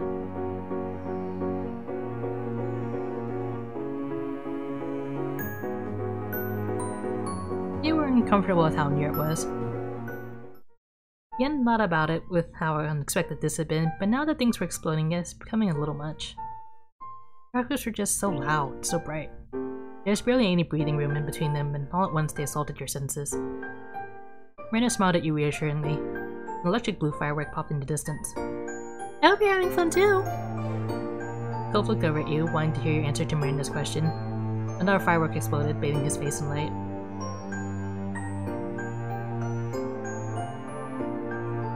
Not really comfortable. Another firework boomed and gritted your teeth. Miranda and Terry shared a worried look, and Cove stepped in front of you. He was a grounding sight, a distraction from the fireworks. Don't worry about it. You don't have to stay. I want to. You had come all the way out here. You didn't want to throw in the towel yet. You were determined to see it through. Are you sure? Yeah. Alright, but you can tell us if that changes. You have to tell us if it does. You're not allowed to pretend you're fine if you're not. You agreed, and your friend stopped looking quite so concerned about you.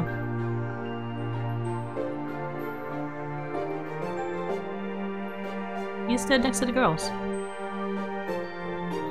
The girls noticed you moving closer and made room for you in the middle. You stepped into the space and they smiled at each other.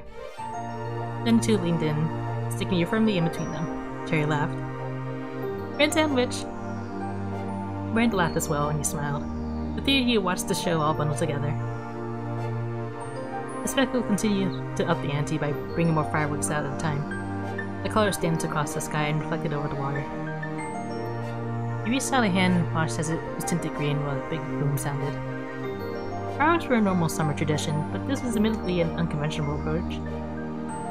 Showing up in the city last minute to watch a display from a technically private event, that made this feel special in a way that was just planning to go to a public fireworks show never would. Terry's idea may not have left you with a lot of time to prepare, but it sure led to a unique situation. You're scared this was an unforgettable night. As the finale sounded, blazing the sky with unbelievable beauty, you remember thinking that there might never be a night exactly like this once again. Not for the rest of your life. You planned to hold on to the feelings you had in that moment for as long as you could.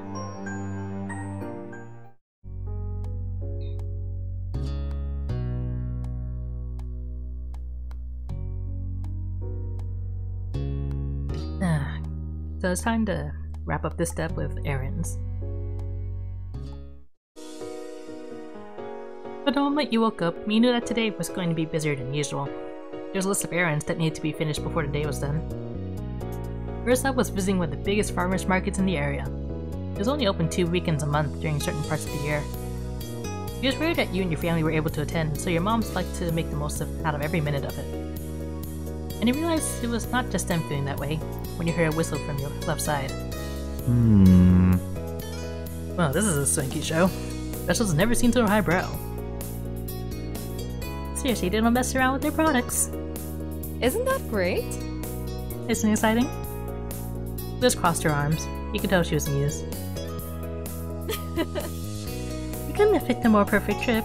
It's been too long since you had a true family outing. Her teasing tone said more than she actually did. Your next door neighbors had joined you this day, and that's what made it a true family outing. The three parents laughed approvingly.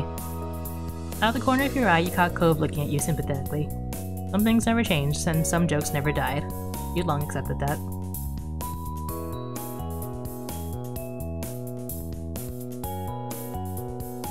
You're excited to check things out. There's so many stalls. You couldn't even imagine what hidden gems you might find among them. Glowing with anticipation, you smiled. Well, I'm ready to get started. I got plenty of dishes in mind I could use ingredients for. Before your moms responded to that, they glanced at each other and smiled. Yes, that's a very good idea, Cliff. This place is much larger than it seems. It's difficult to visit each part in a single day. I got it. I'm sure we can make a decent dent together at least. Actually, since there are so many of us this time, we could take different sides of the market. Sounds good. Divide and conquer, eh?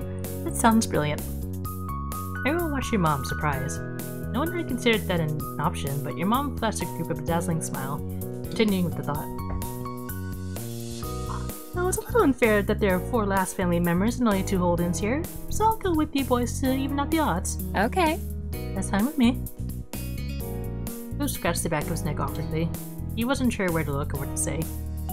That was not a problem the son had. No. I don't like that idea.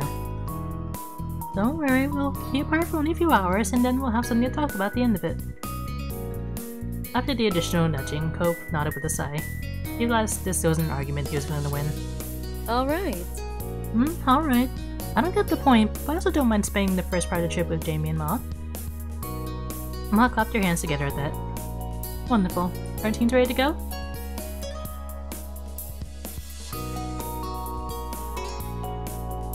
Can I be the one who goes with the hold-ins instead?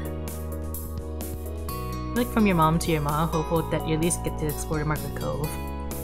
You perked up at the suggestion, but then you saw her ma was pouting at your request to leave her group. Sorry. No can do this time, kiddo. Seeing that neither parent was budging, you slumped your shoulders. We won't be split up too long, right? Ma hooked an arm around you in a little side hug. You grinned. Thank you. Yes, thank you, Jamie. Taking the lead, Mom walked over towards Cove and Cliff, who were still eyeing her confusedly. Let's go. Come on, boys, we're heading out. Sure. Okay. Cove looked at you softly and found himself pulled forward, stopping in front of you. His expression flickered for a moment, hesitant. Bye. Bye. You felt taken in by the small moment, and a warm, affectionate gaze Cove gave you. But suddenly he twitched slightly, his whole body getting stiff. He jerked his gaze back at your mom, and you realized that she had grabbed the hem of his shirt. He gave a small tug before letting go. No, no, no. Time's a wasting, Cove, and I've known you long enough to be aware that you want to linger. If I don't stop you now, you'll only drag your feet on parting ways more. The two of you can make goo-goo eyes as much as you want later, if you have more shopping to do now. Cove gasped at what he felt was a truly obscene thing to say. His face burned red, but that was most ignored by him. He spoke with an unimpressed roll of the eyes. Seriously? You don't need to literally pull me away from Jamie, I'm not that clingy. Mom stirred with a shake of her head. Cove's eyebrows raised over the reaction and he turned him off. She wouldn't meet his eye as she whistled innocently. Bliss smirked ear to ear, and Cove whipped his head towards his dad. Mr. Holden couldn't offer anything more than an apologetic shrug. It was only then that it dawned on Cove that everyone did think he was that needy. Finally, he dared to face you with wide, pleading eyes.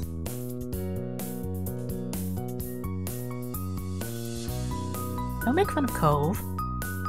And you snapped louder than he meant, and it was met with several surprised look. He kept a stern gaze fixed on them. Cove, meanwhile, being tapping your support.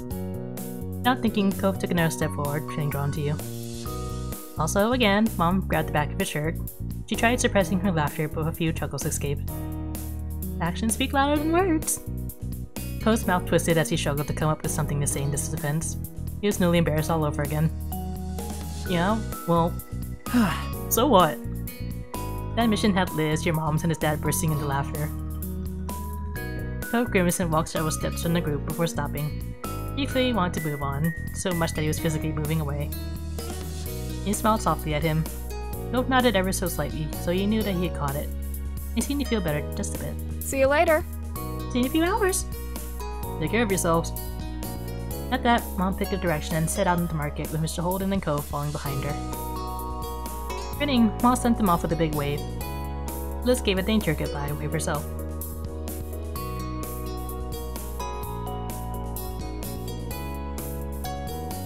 You felt like the change in plans was a good idea.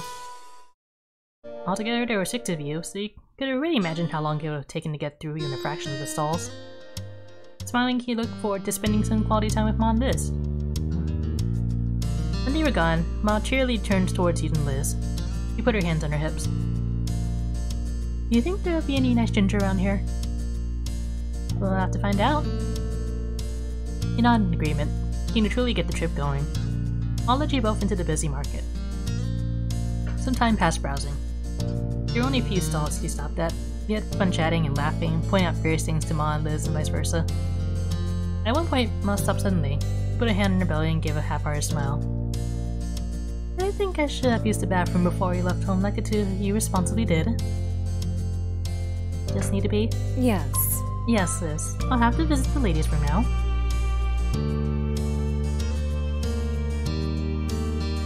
Should we all go with you? Ma craned forward as she struggled to pinpoint the direction she needed to go. She gently considered your suggestion. There's no need to worry about me for this, or waste time standing around. Keep on shopping. Oh, actually, I might be somehow finding my way. Can you please come, Lizzie? You and your sister had to share a look over that. Why do that of all things? Hey! If anyone should go anywhere on their own, shouldn't it be you? You're the one needing a detour and you're the parent here. Ma giggled, unfazed by the resistance. Liz meanwhile tipped the brow of her hat up, watching Ma skeptically.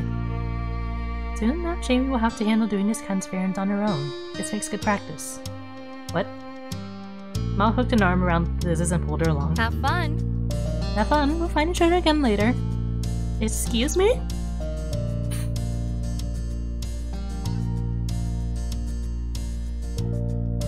You tried following after them.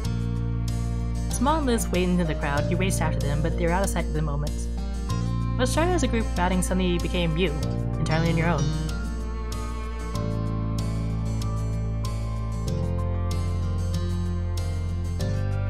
You're overwhelmed. You weren't prepared at all to be flung out here on your own.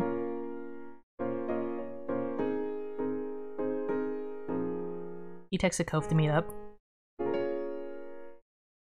At that point, you had no interest in your mom's plan. If they weren't going to stick around to follow it through, you were going to do what you actually wanted. Taking out your phone, you quickly pulled your chat with Cove up and sent, "Hey, would you want to shop with me? Or could I join your group?" Long Liz left me. It wasn't long at all before you got a response back. Cove responded in rapid-fire messages. What? Wait. Where are you? You took a survey of your surroundings and then sent him a description of where you were and the path you took to get there. While you waited for his response, you watched all the people moving around and past you. There wasn't a single familiar face. When your phone received a new text, you breathed a sigh of relief. Okay, I'm on my way. Thank you, Cove. Cove couldn't get there fast enough. There wasn't any reason that you could think of why you had to wander around the market alone.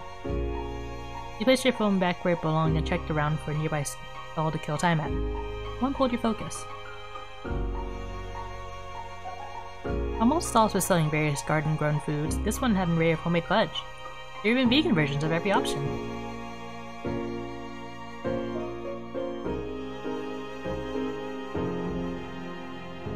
But soon your gaze drifted elsewhere.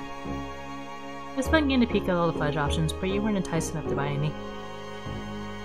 For the next several minutes, you stood there on high alert, trying to spot Cove among the crowd. You broke into a smile when you saw his familiar seafoam hair sticking out above the masses. He hadn't seen you yet, but Cove was walking with purpose in your direction. You noticed he was having a couple of bags in his hand. Cove? Knowing his name left your lips, you were certain your voice didn't project enough, but he stopped dead in his track. Alert. Cove's head snapped up and his eyes searched the crowd until they landed on you. His whole demeanor brightened at the sight. Jamie! But even from a distance, you could tell his mood shifted again. He seemed serious. He weaved through passerby awkwardly in an attempt to get through as fast as reasonably possible, nearly stumbling more than once.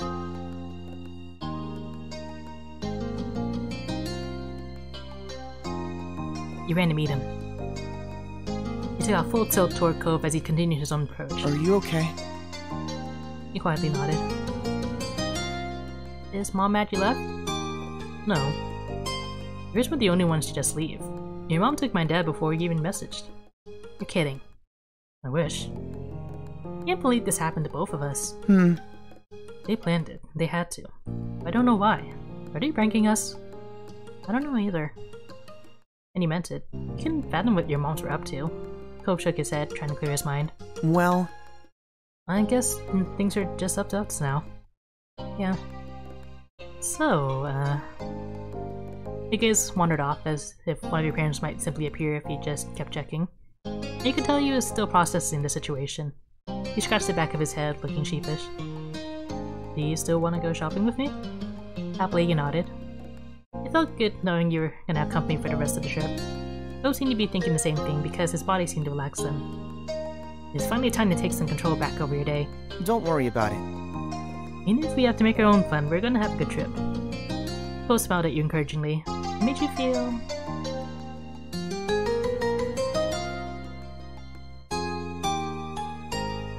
Nothing. It was a terrible trip either way. It was nice that Cove was determined to enjoy this, but that wasn't going to fix today in your mind.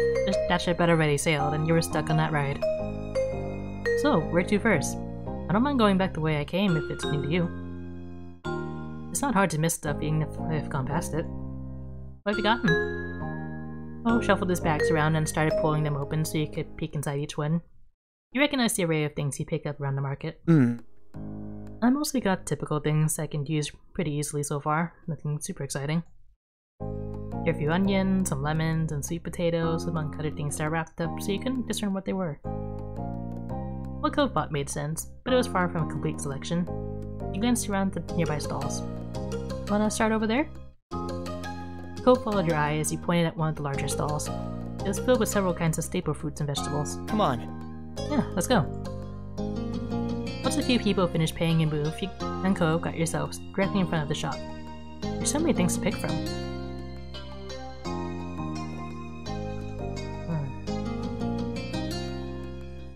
What groceries are in today?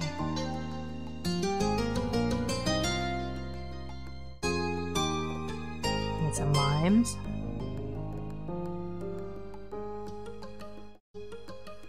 This.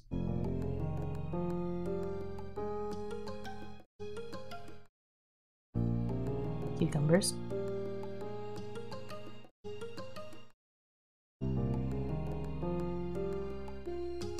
Onions.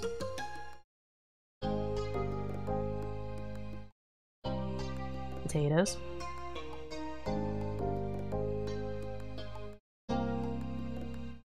Tomatoes. Strawberries. Lemons. Oranges.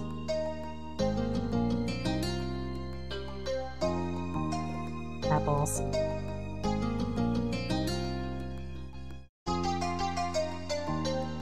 And that was everything. Happily, you paid and waited for Cove to make his purchase. Ready to go? Cove grinned, satisfied with his new choices. He had added another bag to his small but growing collection. He nodded. Actually, before moving on and everything, I was wondering if you'd want to hold hands while we're shopping? Shyly, you lifted your hand out for him to take. At that, Cove smiled and it reached his eyes. He gently accepted the gesture and placed his fingers with yours. Cove squeezed your hand back. With renewed eagerness, your boyfriend nodded his head in the direction he had been going towards. Alright. Okay, now let's go. Together, you and Cove wandered the market, passing the time away. Every so often, you caught him glancing at you. He seemed concerned about how you were doing. Sometimes he gripped your hand just a bit more tightly, reminding you that he was right there. That put a small smile on your face. After a while, you had to go greater distances to find something of interest. Several of the stalls were selling the same goods. It was only a matter to know which you wanted to buy from. You continued ambling down the path until Cove stopped suddenly, literally pulling you away from your thoughts. Cove? You followed his island past the crowds. Immediately you knew what grabbed him. Homemade jams and local honey. That stall was glittering with quaint glass jars stacked high, each encasing gels of varying colors. Cove's eyes were practically sparkling at the sight. His feet automatically began to take him there, like without being fully aware he had been an unexplained detour. When you got closer, you were surprised that there were even more varieties than you thought. There were even different honeys based on what type of pollen the bees use. Cove's focus seemed torn between a bottle of blackberry jam and one of clover honey.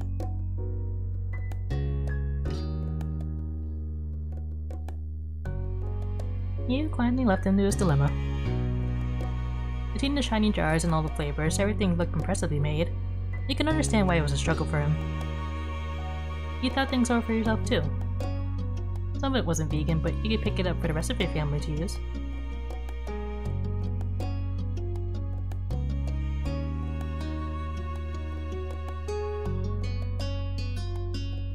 What would they put in jam that's not vegan? Anyway, some raspberry jam. Clover honey. Spring wildflower honey. Is honey nuts considered vegan? Blackberry jam. And that was everything. You paid and the shop owner started putting together your order. You carefully packed in a single bag with paper. Thank you very much. Amused, you watched Cove give it and just buy both the clover honey and the blackberry jam. He also went all in, getting spring wildflower honey and plum jam too. The shop owner thoughtfully wrapped each in brown paper to protect them before putting them away in the bag. He handed the purchase to Cove. Thank you. You both stepped away from the stall. Cove didn't feel the notice the look you'd been giving him since he agonized over his toast toppers. Hey, this doesn't go bad for a long time, so why not stock up? I could have chosen one if I wanted to. Sure, man, I get it. I think I got some A too. Good then. As he began to stroll, Cove looked up at the sky. He smiled. It was sort of unexpected, considering all this was technically an errand, and unexpected changes often upset him. But he was happy, and Cove liked doing this kind of normal thing. And you could tell that Cove especially enjoyed doing these kinds of things with you.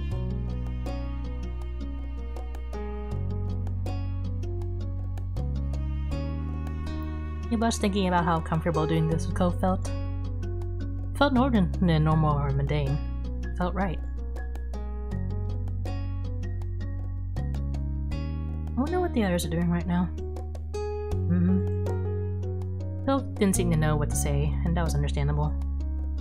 In your mind, you figured they would have regrouped by now.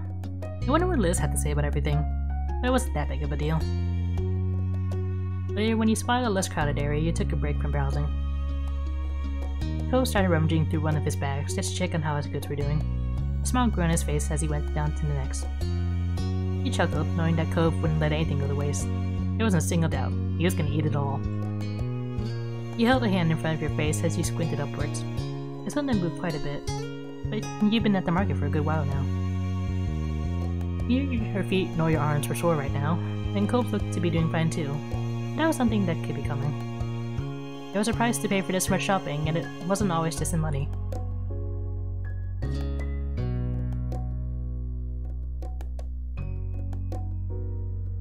You want a piggyback ride? Cove gave you an odd look until he realized that you were completely serious. He burst into laughter. Come on. The chuckling died down, and you could tell Cove was somewhat considering your offer, but he shook his head. I mean... No. I mean, I got all these bags, and I don't really do piggyback rides. My dad was the only one I ever got them from. I can do it, Cove, and I want to. Give it a try. Well, He twisted in place uncomfortably while you continued to stand firm, and then he relented. Alright, we can try. A grin broke out on your face. Somehow what was meant to be a favor for him ended up like he was going into trouble for you, but you had still won this round. Okay, up you go. You crouched down low for Cove to get on. Cautiously he draped himself on your back and wrapped his arms around your neck. He tried tucking his long legs in as you slowly stood up a bit, while you worked on getting your hands around into a hold. It was awkward with all the bags. Still, you continued on. Oh my god! His voice came out in a disbelieving squeak. Cove was still on while you were standing upright. You did it! His grip was so tight, it was slightly uncomfortable, but there was no stopping the grin growing on your face. You knew he was gonna have a fun time. And with that, you and Cove continued your trip to the market together. Mom and Mom had both texted you during your trip, though only to say that they hope you found some good stuff and they'd see you later. There are no answers on where they went or why. You and Cove continued to wind your way to the bustling market, the list of outstanding items steadily shrinking while bags grew heavier. Cove was to have a fantastic view of the market from your back. You might have thought he would have helped find the produce needed, but you would have been wrong. Putting Cove closer to the sky had made it easier for him to lose his head in the clouds. You heard as much about cool birds and people's stylish hair as you did about where you might find the next thing to pick up. He was just reveling in the new experience, and that was okay. Eventually, he realized that he had not checked his phone in a while. He couldn't reach it from his current position, so you came to a stop out of the flow of foot traffic and let him hop down. Cove rearranged all the bags he was carrying, freeing a hand so he could pull out his phone. He watched his eyes dart over the screen as he read the waiting messages. Important, I can reply to that later. He mumbled his verdict under his breath. Then Cove's face scrunched up with confusion. Huh? Wait, I got a message from my dad. Listen to this. Oh, I wasn't part of the plan. I didn't know what was going on when I left with Jamie's mom. Where are you? He sent that ages ago. I didn't hear it come in. He sent another one since then. Says he's hoping I'm alright and that he's not bothering me. The newest one says everyone's going to the parking lot soon and we can meet up there. He lowered his phone, eyes narrowed. The same conclusion that was settling on you had landed on Cove as well. So it was on purpose. The crowd of people passing by stayed as noisy as ever, a sharp contrast to the silence that had fallen over you and Cove. He was rubbing the screen of his phone against his shirt, wiping away dust and debris. He continued scrubbing the screen long after anything could have remained, the action a poor substitute for pushing away the awkwardness of the moment.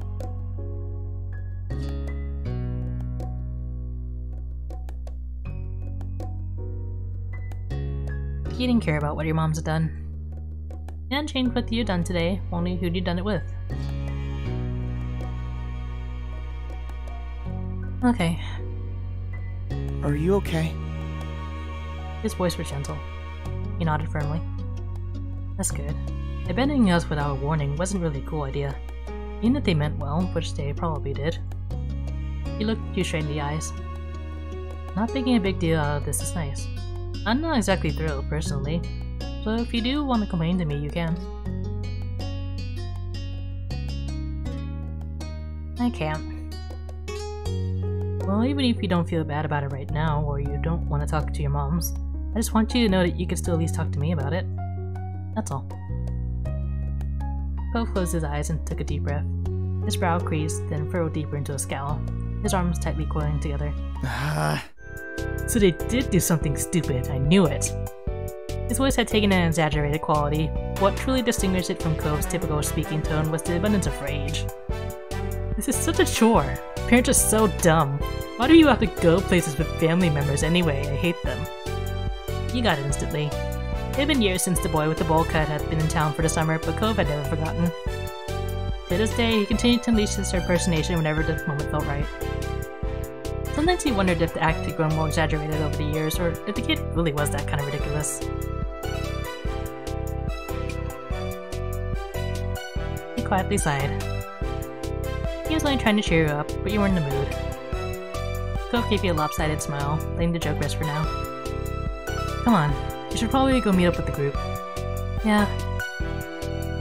You didn't dally any longer, slipping back into the crowd and making your way towards the entrance of the farmer's market.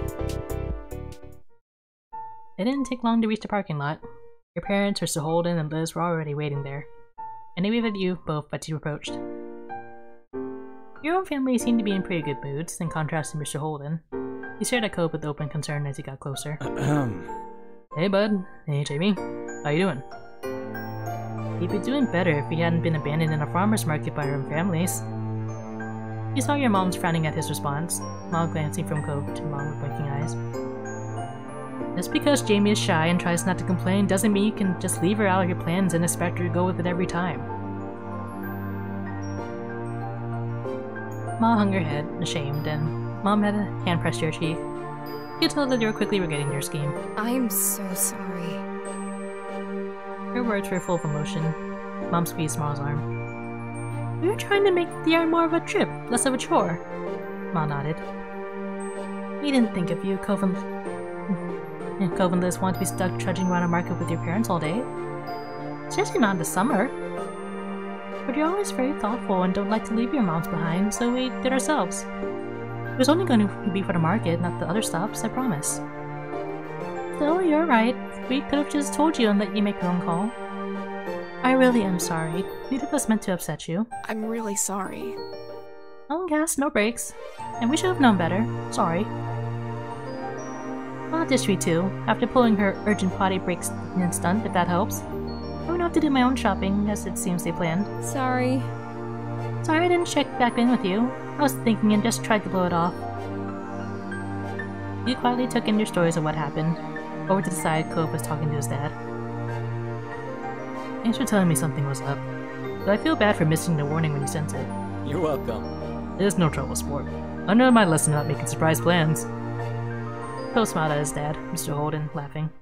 Clapped Clove on the back. Not bad. Wow, we're really being outplayed today. You realized you hadn't been the only onlookers to the Holden's moment. Your moms were exchanging rueful looks. Liz had her arms crossed over her chest, patiently waiting, watching it all unfold. Yes, looks like it.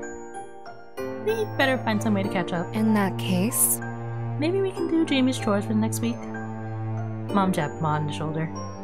You might be onto something. Jamie, how'd you like the sound of that? They looked at you hopefully.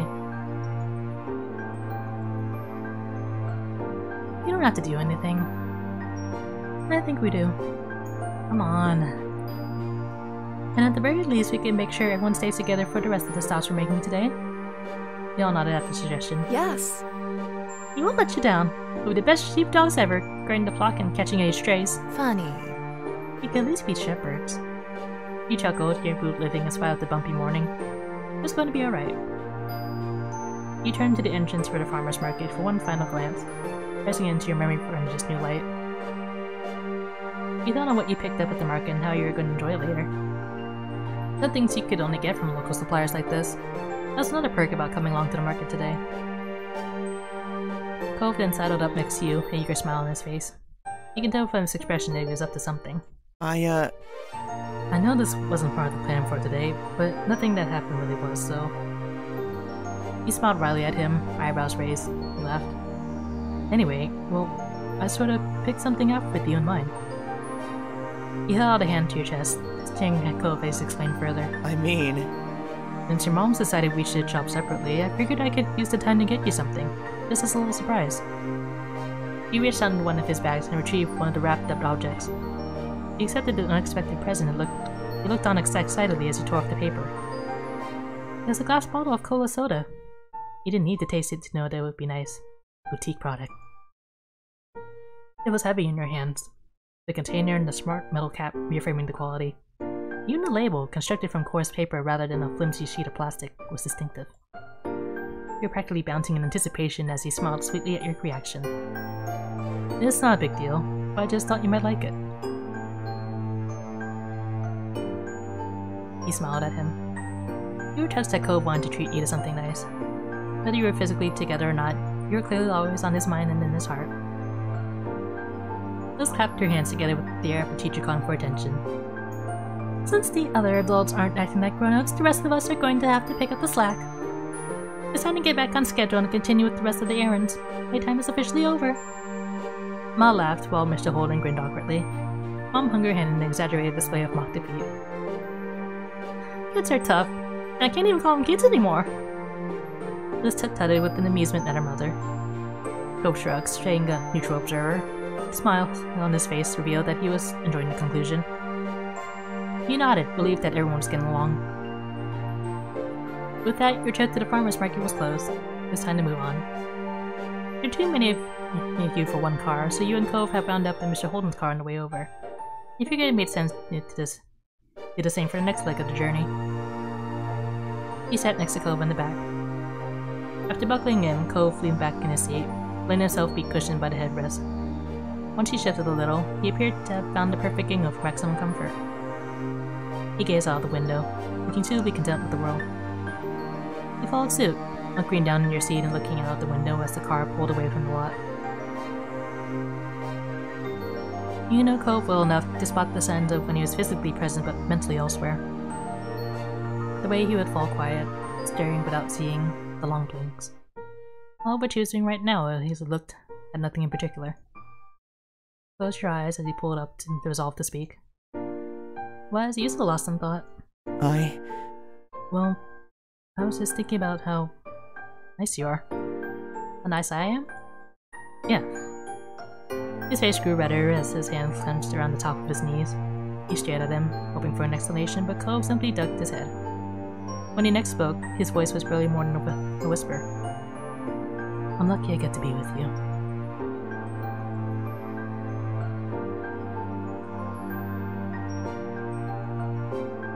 That's so sweet. He picked at you from the corner of his eyes, still too shy to look at you directly. You smiled at him affectionately, listening at an equally caring smile for Cove in return. You felt content, secure in your relationship with Cove.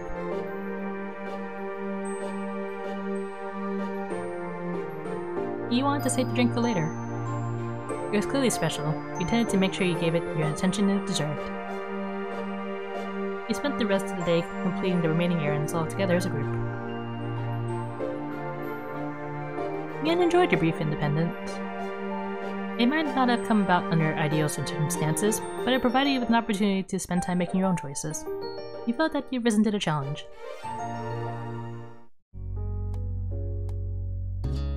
And then summer ended. Moths bounced against your window, attracted by the light of your room, a siren call in the slowly darkening sky. Just as the day was coming to an end, so too would summer. Those would be moving back into the dorms before long. Luckily, Lee had been able to come stay for a short trip before her own new journey began. She'd officially been accepted to her first choice college a few weeks ago. This was the last chance to see you all in person for her. You flipped through the plans for the next few months, realizing that you didn't even know when you'd next have the opportunity for everyone to be in the same place again. It was hard to think that you'd likely be seeing even less of your cousin going forward, but you were delighted that she was pursuing her dreams. While you were still with each other, your family was going to have dinner together. As they were, the Holdens were tagging along too. You were going to the Chinese restaurant. It was somewhere your family had always enjoyed going ever since you and Liz were tiny.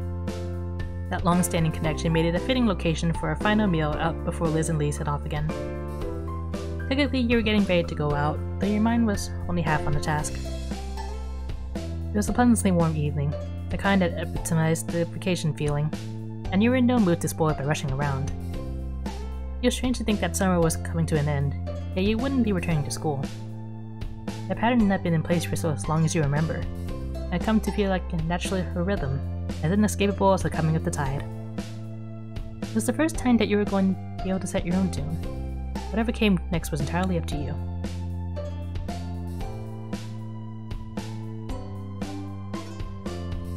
Just thinking about it made you queasy with stress. You didn't know where the summer had gone. The future, which you'd not felt ready to face, was bearing down on you without mercy. Mom had called up from downstairs, cheering you from your thoughts as she told you it was time to head off.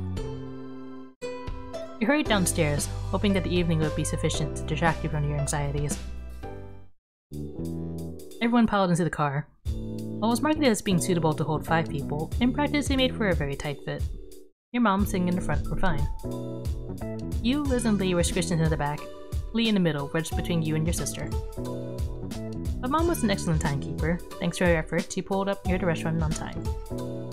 The process of getting out of the car was slightly easier than squeezing into it, with much less coordination required to release seatbelts than to secure them. You gave Lee a hand as she clambered out from the middle seat, and headed to the building as a group. A waiter greeted you as you entered. Mom let him know how many of you there would be in total, and he went to arrange a table that met your needs. He returned promptly to guide you to your seats. You slipped into your chair. It felt all wrong. No matter how you shifted in your seat, comfort eluded you. Everyone else seemed fine as they settled into their own seats. Your drinks order had just been taken when the Holdens came through the door. They were pointing in your direction, though with Mom waving an arm in the air as it was hardly necessary. Cove and Mr. Holden came to join you at the table. As greetings were being exchanged, Cove took a seat opposite you. It had been left empty by an unspoken acknowledgement that you and Cove would be one to sit together. Mr. Holden sat beside him. Hi! It's great to see you. Glad you can make it. Hello, everyone. You wouldn't believe how hungry I am. I see. You came to the right place, then.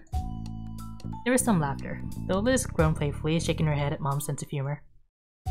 Growing up, she'd have complained, and Mom would have responded by making another comment. Liz had mellowed out over the years, but she still made a show of despairing at Mom's jokes. Her reaction to them had become a joke in its own right. Menus were soon passed around, and a temporary hush fell over the table as everyone read. It didn't last long, punctuated by comments about what people had eaten here before, and light chatter about what people were considering tonight. Once the waiter had disappeared with your orders, Cliff piped up. Okay. So I've got some good news. Garra's making a trip out here tomorrow. Cove nodded, turning from his father to the rest of the table. Yeah, we talked about it and figured this was a good time for everyone. Very nice! That's great! Everyone reacted positively to the news, though Ma looked wistful. That's a shame. If only we'd known. Here we are having a big meal without her. If you waited one day, she could have joined us. Mom patted Ma on the back, gently nudging her from the realm of possibilities and what-ifs, and back to the evening that was going so well. Oh, chin up. Lee and Liz will still be here tomorrow. We'll just have to throw another get-together and keep the fun train chugging along. Ma smiled warmly, taking Mom's hand in hers. That's true. There's plenty to celebrate right now, but there'll be more good news and good times on the horizon. Right. Right. Speaking of, that's not all we've got either. Mr. Holden's eyes were alight as he sat up straight in his chair, facing up towards his son. He barely let a beat go before nudging Cove with his elbow, pushing in to follow up on the announcement. He's a very picture of a proud papa.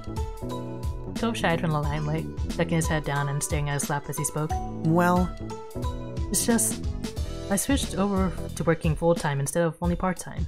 Plus, I've been looking at apartments. There's a few you can choose from.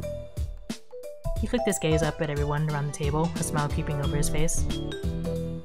I'll be pretty busy going forward. Apartments. He was moving. Cove was going to move out of his dad's house. After 10 years, he wasn't going to be your neighbor anymore. Mr. Holden gripped one of Cove's shoulders and gave it a loving shake. The excitement couldn't be contained. Incredible. Cove's actually going to make it to adulthood. It's a miracle. Mr. Holden leaned back in his chair, staring up at the ceiling in mock wonder. I'm so glad. I wasn't convinced I'd be able to rear a kid all the way to this point. But thankfully I lucked out and got the best boy a dad could ask for. Dad. Cove hurt his vision with his hands on the side of his face, temporarily blocking his father from sight. Despite his genuine bashfulness, which left him unable to meet anyone's eyes after all the attention brought this way, he was happy. Thanks. I was really lucky too. You're a good dad. Aw.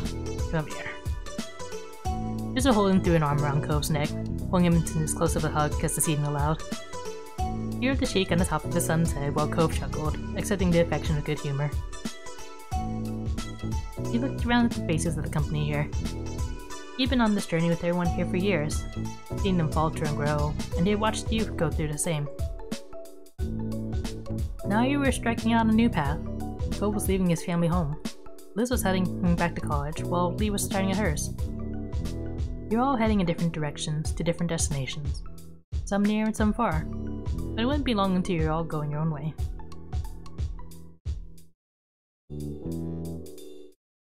It was all too much. You looked down on your lap, twisting the napkin in your balled fist. It's one thing to know this was going to happen theoretically, and quite another to be faced with the reality. Your family and friends had given you this stability no matter what life threw at you. Realizing that they wouldn't be there in the same way was like putting a foot down on a stair that wasn't there. Your heart plunged as you sought to find metaphorical grounding. Cove brought some attention to himself with a clearing up his throat and a small interjection. I'm gonna stretch my legs while we're waiting for the food and everything. Sure. Sure they would. With a tiny smile, he nodded at his dad. But the likeness to his expression faded when he moved to face you. Wanna come? He was attempting to be subtle, but there was very obviously something on his mind, something he wanted to talk to you about alone. You looked up at him listlessly as he rose from his seat. You weren't sure if he felt like talking, but having an excuse to get some space didn't sound like a horrible idea, so you nodded. Take care. With those parting words, the two of you walked about the place. You were trying to get as far away from everyone else as possible without actually exiting the building. You waited for him to talk. You're sure he would. What's wrong? Well, I was gonna say something about all the stuff my dad brought up, but are you okay? He peered at you, but you could tell his concern was earnest. You were being distant, and he had noticed.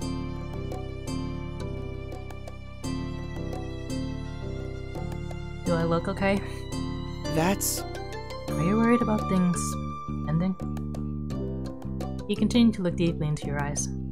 All you could focus on was the aqua blue of his iris, the concerned crinkle of his eyelids. You know, I'm anxious about it too.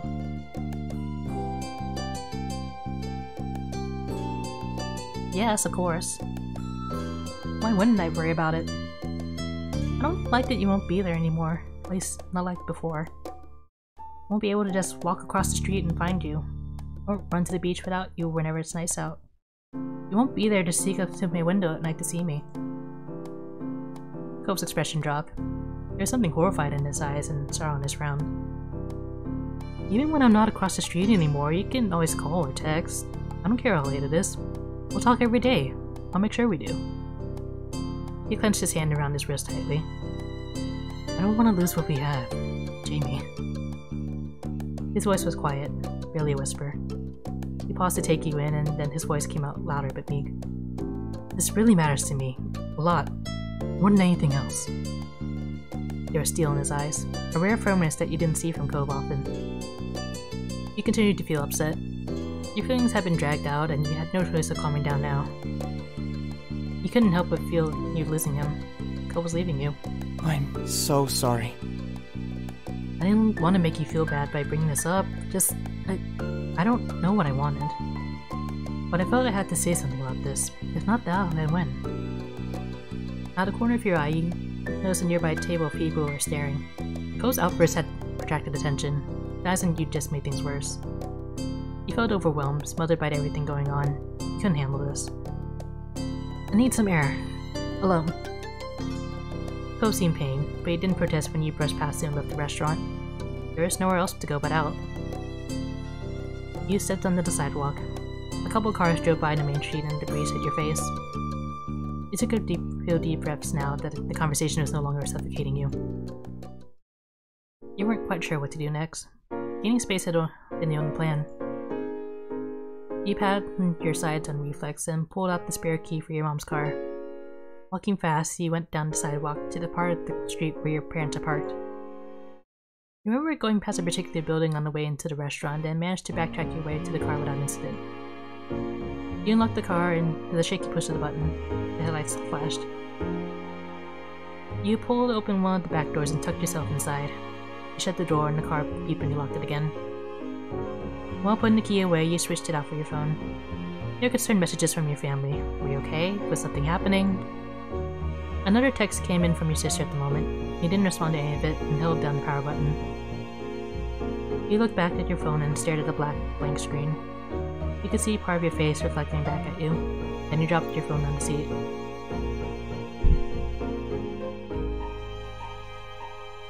You cried.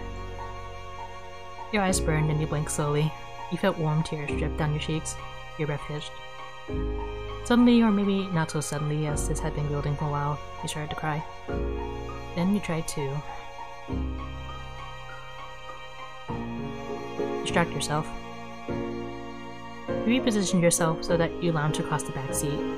You stayed up at the car's ceiling. There's one mysterious stain on the upholstery that you couldn't remember how it got there. You stared at the blotch and thought it looked slightly like a dog, or maybe a sheep. The idle thoughts reminded you of looking for shapes in the cloud as a kid. A few minutes passed by. You breathed in the quiet. The car started to get warm, but you didn't feel like turning it on to get the AC going or roll down the windows. You just wanted to sit there. More time passed, and eventually you felt too guilty at leaving everyone to worry about you. You would go back inside. You could deal with it. You would make yourself deal with it. But when you tried to open the car door to the sidewalk, it didn't budge. You took the keys and unlocked the car just in case. You tried the door again, but it still wouldn't let you out. Your frustrations were rising. You slammed against the door this time. It was going to open whether you wanted to or not. This time you had pushed it open a crack, but not completely. Ow! You gasped and saw some familiar bright green hair through the crack. Phil was sitting on the ground, his back against the car. You just smashed the door right into him. How long have you been there? He rolled out of the way and the door swung completely open. He got to his feet and rubbed his head awkwardly. I think? The whole time?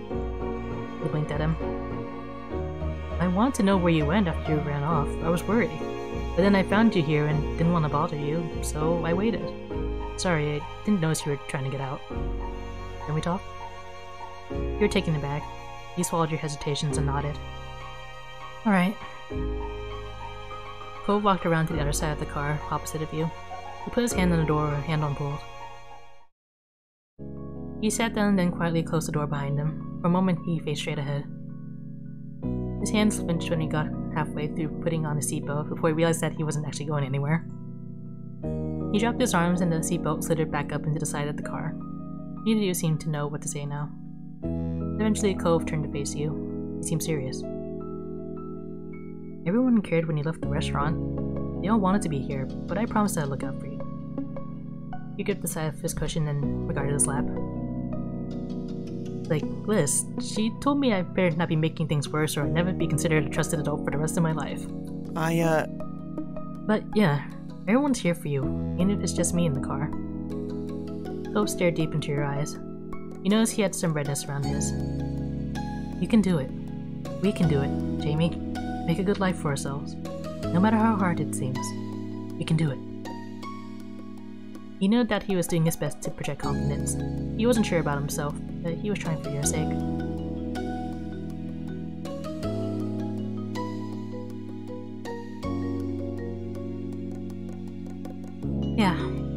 Yeah, you're right. You beamed at him with encouragement and relaxed. He seemed comforted with your agreement. That's the spirit. Cove then studied you from over his shoulder with a soft expression. He twisted his body to the side and held up his open arms. He raised your eyebrows.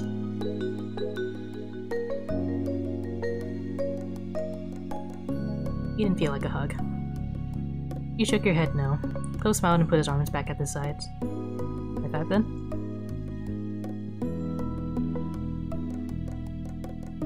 Sure.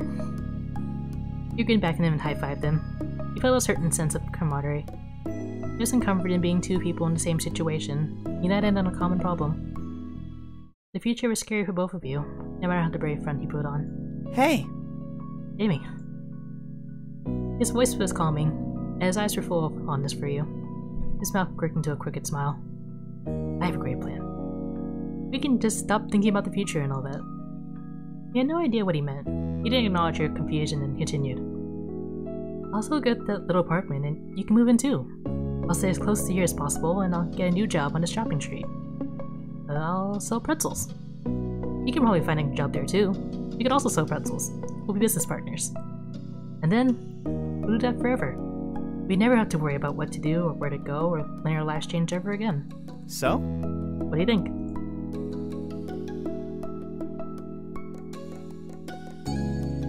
You shook your head. You didn't know what you'd been expecting.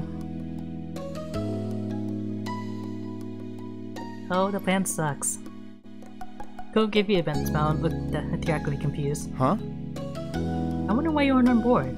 It seems like an amazing solution to me. He was clearly just joking and you sighed affectionately. It's just... it isn't me. Cove glanced away from you and regarded the window straight across from him, without our breath. It can always be the backup plan. He was half kidding. You focused on watching his face as he spoke. Jamie. He started to speak but drifted off. All the sounds of the world outside were muffled and distant. In that space, in that moment, it really felt as though there was no one except you and Cove. Finally, he was able to continue his thought. No matter what, you can count on me whenever you need something, or even if you just want it. You're becoming more independent, but you're never actually alone in this world.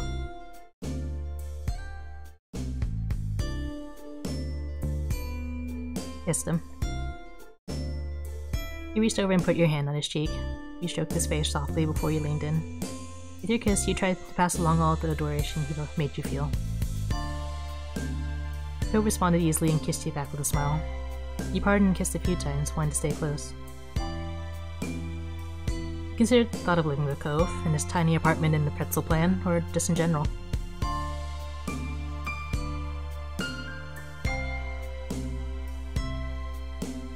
You stayed quiet. It was still weird to think of living anywhere other than home. You kind of wanted to always be neighbors, always close and always right there. You still glanced at him. Cove beamed. You felt much better than you did 5 minutes ago. He was your ray of sunshine. Cove turned red, but met your eyes. He was happy, even though his blush took over his face. I guess we should be able to head back without carrying the weight of all this. That's important after all. He paused with a smirk. You anticipated a joke, or at least an attempt at one. Our hands will finally be free for other things, like eating our meal, so that'll be nice.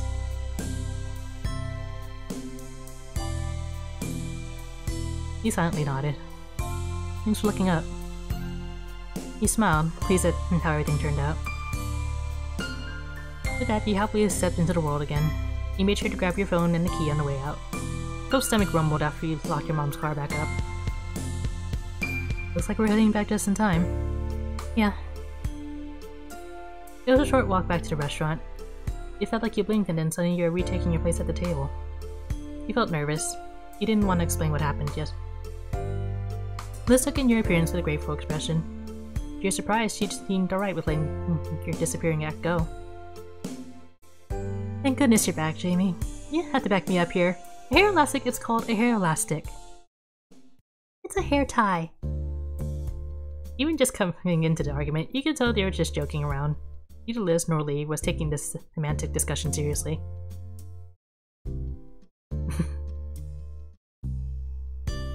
What does Jamie call it? I know nothing about hair stuff, Liz. Traitor. Your mom's laughed, and you felt discomfort subside a bit. Mom caught your eye. You're right, Jamie. You nodded. Throughout the next few minutes, you found yourself drawn into different conversations, each one where everyone checked on you in your own way. The warmth of everyone's love comforted you. You decided to tuck this treasured feeling close to your heart. You wanted to remember it for a long, long time. Night fell soon after everyone finished their meals, and before you knew it, you were standing in the parking lot, saying your goodbyes and packing up the cars to go home. After the last of the chores were done, your family spent some more time together. The rest of the night felt like it was going by in the blink of an eye, and somehow the time came to retire your mom to your room to sleep. You pulled your covers up under your chin and settled down for the night, feeling warm and cozy. As your head sank into your pillow, you closed your eyes, your mind drifted back to everything that had happened that day. You can see it all now, behind your eyelids, as though you were experiencing it all over again. And then the image of Cove popped into your head, and you smiled softly to yourself.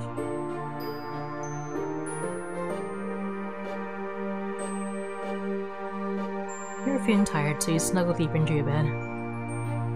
It wasn't long before your eyes were glowing heavy. You drifted off into a peaceful sleep. The next morning, you woke slowly from a comfortable dream, finding yourself safe and warm and tucked up in bed. With a small stretch, you opened your eyes to the sun shining in through the window. After waking up a little more and getting ready, you headed downstairs to find your family all gathered around the kitchen area. Good morning! You greeted them all, receiving a chorus of good mornings back in return. You nodded in acknowledgement as you headed to the kitchen to find some breakfast. A knock at the front door caught your attention, and curiosity pulled you to follow several steps behind Mom as she went to answer it. Cove was waiting there with both of his parents.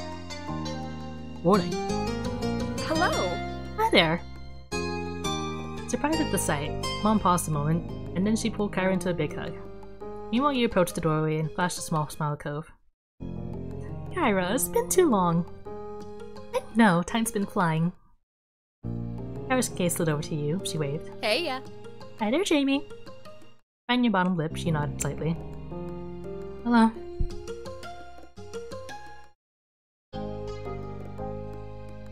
Then you smiled. You were happy to see her back in town. Kyra returned your smile cheerfully. No standing around out here. Come on in. Mom moved aside to usher the group in and guided them into the living room. Before anyone could get settled in, Mom spoke up. Y'all welcome to stay for breakfast. We still have some great spices and stuff in the farmer's market. Of course. Yes, we'd be thrilled to host you. Here's some eager nods from Mr. Holden and Kyra, but Cove looked around the room filled with familiar faces before speaking up. Maybe, instead of staying here, why don't we go to the beach? A scenic picnic, eh? Mr. Holden crossed his arms and contemplated that idea happily. Excited, Kyra clapped her hands together. Yeah! Oh, we can really make a day out of it. Might as well enjoy the ocean while we can. That sounds lovely, Cove. Everyone else put in their own agreement with Cove's suggestion. Before long, both families dispersed, getting everything ready. Sandwiches had to be made. Water, sunscreen, towels, and more needed to be gathered and packed.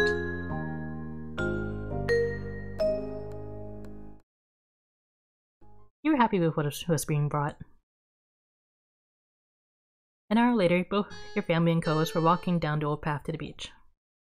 The morning was already turning to a bright and beautiful day. You honestly couldn't ask for a better weather for a beach trip. The moment you laid your eyes on the full view of the ocean, you stopped and stood there mesmerized. It didn't matter that you grew up there. The sight always filled you with wonder. Hey, Jamie? So? I was thinking about calling Terry and Miranda. See if they can come too? Everyone else is pretty much already here, so would your family mind? I can ask them. Already you couldn't imagine any problems your moms could have with that idea. Both matched the grin growing on your face. You were eager to see your friends join the fun today. You made your way over to your mom's. I have a question. Would it be alright if Terry and Miranda came by? I don't see why not. Mom looked at Mom to see what she thought, and she nodded in agreement. Mom then shot a glance over at Mr. Holden and Kyra, knowing that they had likely heard everything. You alright with that? Liv, Kyra, what do you two think? The more the merrier. Okay. Of course, they're welcome with me. Thanks. Delighted, you nodded and turned on your heels. Cove was still several feet away, talking to Lee and Liz, like about the same topic. With a beaming smile, you gave him a thumbs up, and two of them must have also approved, as Cove quickly got his phone out and started making the calls. At that, you turned your attention to helping with the picnic setup. You hurried over to your mom's and helped put the rest of the food out. In moments, you noticed Cove at your side. Turning to face him, your mouth pulled into a hopeful smile. You waited expectantly for what he had to say about the girls. You're gonna come. Really? Your whole demeanor brightened and your smile beamed. Yeah. They'll meet us here later today. Shouldn't be long. Can't wait. On the topic of inviting people to join, you realized there was someone else you could call as well. You had gotten Baxter's number earlier that summer.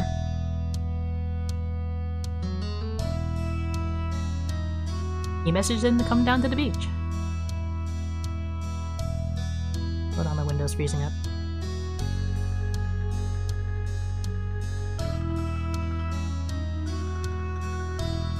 Everyone else was gonna be there. He didn't want him to be left out. You sent him a text and hoped he'd show. After that, he made sure to mention what you'd done. No one seemed to mind. Once the setup was done, everyone got comfortable and dug into the food. You couldn't remember the last time breakfast tasted this good. We attributed it to the gorgeous ocean view and soothing breeze. Morning swiftly gave way to afternoon, and a very recognizable face came walking down to the shore. It was Baxter. He came. He pleasantly approached with a wave. Hello, folks. Hello there. I appreciate the invite to the party. Of course, you're welcome with us. There are plenty of towels and food and sunscreen. Yeah, you're one of the neighbors. Kick back and relax with us. Thank you. Baxter's gaze moved over to you and Cove. He smiled. JB, Cove, long time no see. Hi. You waved from where you leisurely sat, and Cove nodded. I'm glad you decided to come. So am I. It was then that Baxter noticed the face that he didn't immediately recognize from around the neighborhood. He turned up his charm even more for the introductions.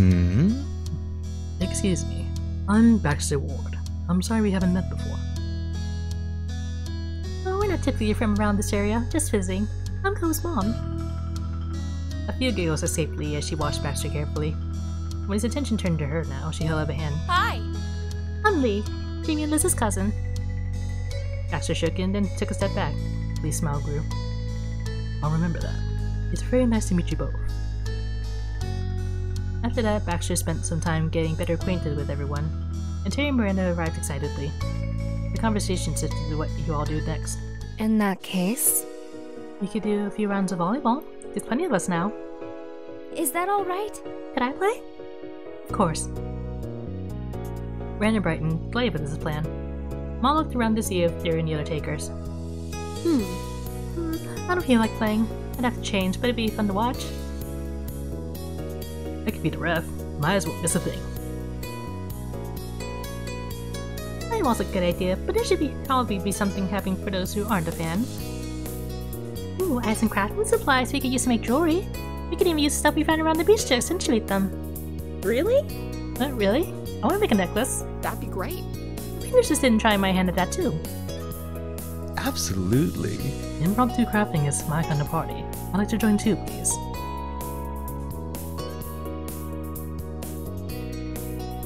I'll play volleyball. He looked at Ma, ready to jump into a competitive mode. He looked thrilled to have you on board. I'm going to play some volleyball. Now that plans are settled, the group temporarily split into two. Anyway. Alright, sports stars, you're gonna have to pick partners and then it's game on. Mr. Holden left the rest of you to deliberate and turned his attention to drawing a makeshift court in the sand. Well, She walked over to you and hooked her arm around yours. He laughed. I want to be on Jamie's team. You paired up with Ma. Alright, it'll be Ma and me. You wanted to have fun with your Ma. Cope put on his game face, not intending to go easy on you now that you're on opposite sides. When Mr. Holden finished drawing the court, he went and fetched the volleyball from the various other supplies you all brought there. Sounds like we have our teams all set, right? yes. Good, good. Now get to your sides. The four of you situated yourselves on one side or the other of the court with your partner. Mr. Holden tossed the ball to Ma. Do you mind? Since this was all Noelani's idea, I think it's fair she gets to serve first. Thank you, Cliff. Yeah. Ooh, Ma, show him who's boss. Go, Jamie, make him eat sand. You kicked a small heap of sand out of your way in the simple court, making her laugh. You turned back towards Ma.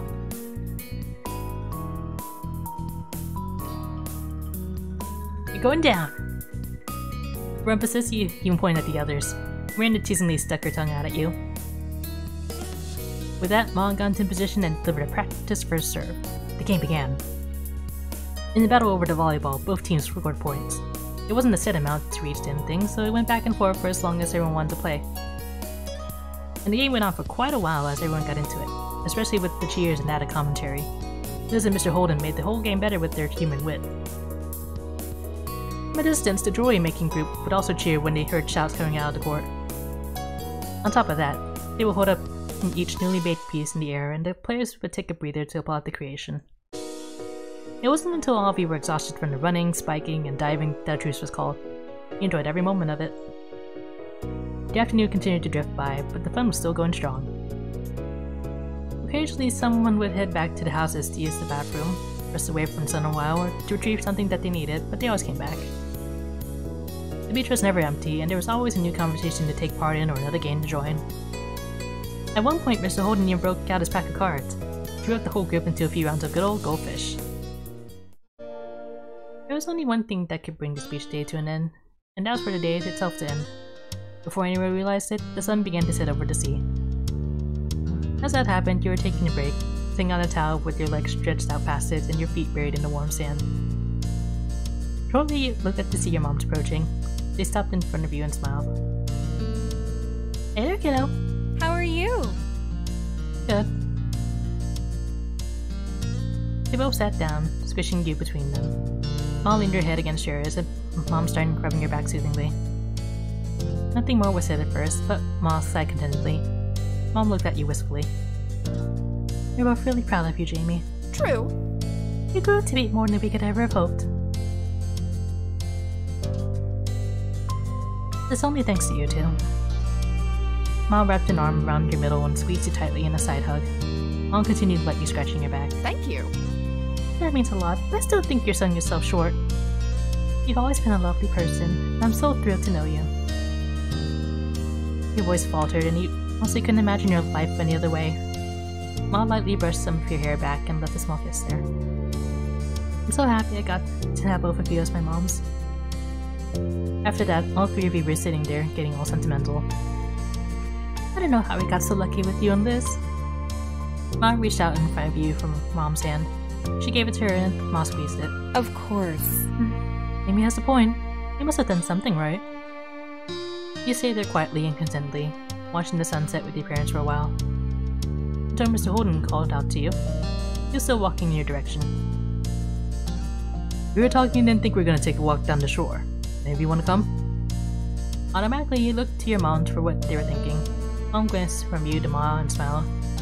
Sounds good to me. That's fantastic. Yes, that'd be very nice. We'd like to see some stretching. Grinning, you looked back at Mr. Holden. He gave him a nod.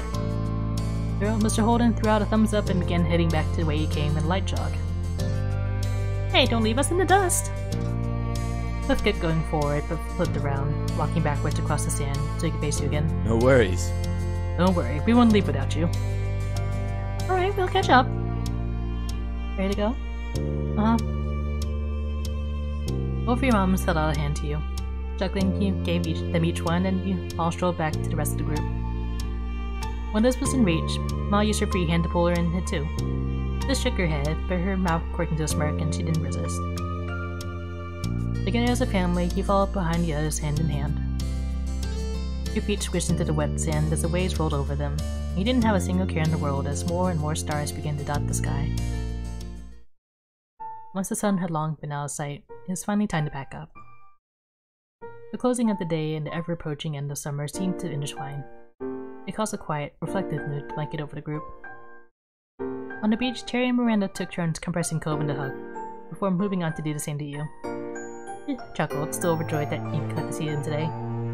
I'm sorry we had to go already. My parents are here. That's okay. But still, I wish you could help clear all this up. Don't worry about it, just thanks for coming out today. It was cool having everyone here. Yep. Oh yeah, I'm super glad we came. Hopefully we can do it again sometime. Nodding, you turned your attention to Terry. She wore a large grin on her face and held a hand out for a low five. You pressed a fist in it, which made her laugh. See you later. Take care of yourselves, buddies. After that, they walked away, waving to you and Cove as they went down the shore. Cove waved quietly back with a small smile on his face. Have a safe trip back! We will! Bye! Taking you by surprise, Terry jumped and twisted around. She kept up with Miranda by walking backwards. She got the mood of your farewell life by shooting finger guns at you and Cove. Miranda bumped hit with the hip. They left everyone with a laugh just before they disappeared down the bend. Jamie? Come on. Hey Cove, could you come here? Both of your parents were motioning for you. The two of you went to them. Tons of things ended up on the beach over the course of the day, so there was still so much to pack up, and the parents needed help. With a nod, you got to it, stuffing various things in the bags and bundling them up with towels. Once things were ready to go, everyone filled their arms with as much as they could carry. Absolutely no one wanted this to be a back and forth kind of task. The walk back home ended up being mostly quiet. Each person seemed to be feeling the effects of the day. A cool breeze carried you across the sand and onto the road. There was a sigh of relief from what felt like the group as a whole, and they arrived back to the neighborhood. Baxter carefully placed what he had been carrying on the ground. Thank you so much for helping with that. Thanks. No, thank you for allowing me to join today. You all shared with me. Hoping to carry it back is the least I can do. Ma nodded and the others started collecting their things from his pile. Baxter meanwhile stepped over to you and Cove. It really was a pleasure getting to know you both this summer. His head tilted towards you and he smiled warmly. Baxter offered you his hand.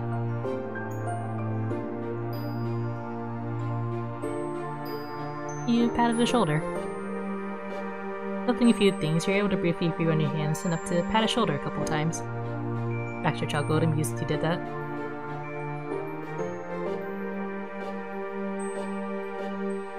I think we did end up as good friends. Glad to hear it. I wholeheartedly agree, Jamie. I enjoyed this vacation immensely thanks to you. Baxter turned to shake Cove's hand this time. He was a little incredulous for a moment, but then Cove eventually shifted what he was carrying and took Baxter's hand. It wasn't long, but it was a solid handshake. Baxter was clearly pleased. I wish we had more time together, but it was still a nice ride while it lasted. I'd happily do it all over again. Bye, Baxter. Yeah, bye. Baxter nodded and walked a few steps toward his condo, then stopped and waved. Goodbye. Baxter sauntered away completely and disappeared inside the condo to return to his own things. It's time with you and your family and friends, Cindy. He paused for a moment, staring where he went. But afterward, he looked back over to the rest of the group. Lee and Liz were just going inside their house. You couldn't spot Kyra or Mr. Holden anywhere, but the door to their house was wide open. Mom approached you with an amused look on her face.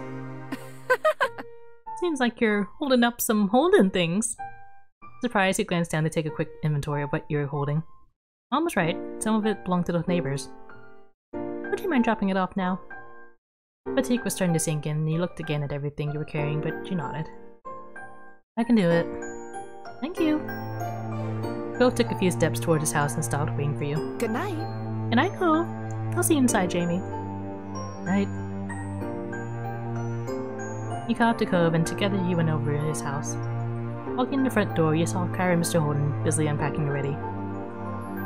Things were scattered on counters, and they were moving around each other, putting dimes away. They both lifted their heads, and Cove closed the front door. Hey. It's nice seeing you again already, Jamie. Your teasing tone brought a light smile to your face. You hefted the stuff in your arms a little closer. I ended up with things of yours from the beach. Oh. Well, thanks for getting that for us. You can put it here, on that coffee table.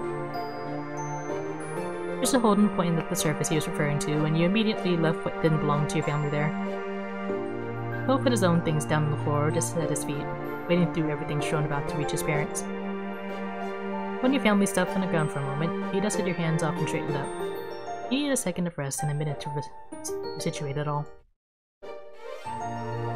You went over closer to where Cove and his parents were. Kyra smiled gently at you. Thank you for hanging out with me today. It was a blast. You nodded, pleased with how things went in the end. Thank you too. Thank you. Every time I got him to come by, it's been absolute joy. Things really couldn't have worked out better. Mr. Holden took a step closer to you. Kyra moved aside to let him say goodbye to you. He grinned. Thanks for always being such a friendly neighbor. And not just right now, but for as long as I've known you. I didn't always make it easy, but you and your family are good people. I really, truly appreciate it. Thanks very much. Thanks again, Jamie. So much.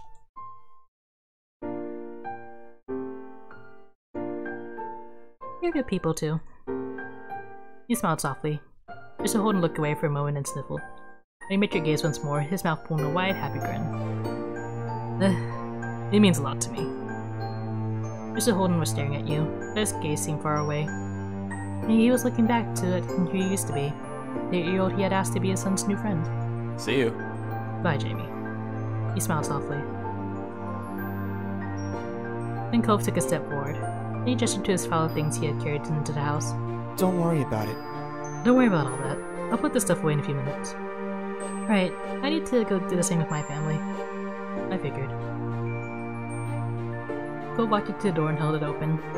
Taking one last check around to make sure you had all your things to bring home, he went to the road. He leaned his body against the doorframe, not blowing you out. So, this is it, huh? Actually, that's not what I mean. His expression twisted and he shook his head a bit, like he was trying to banish the pensive thoughts. Bye. I'll just say bye. Bye.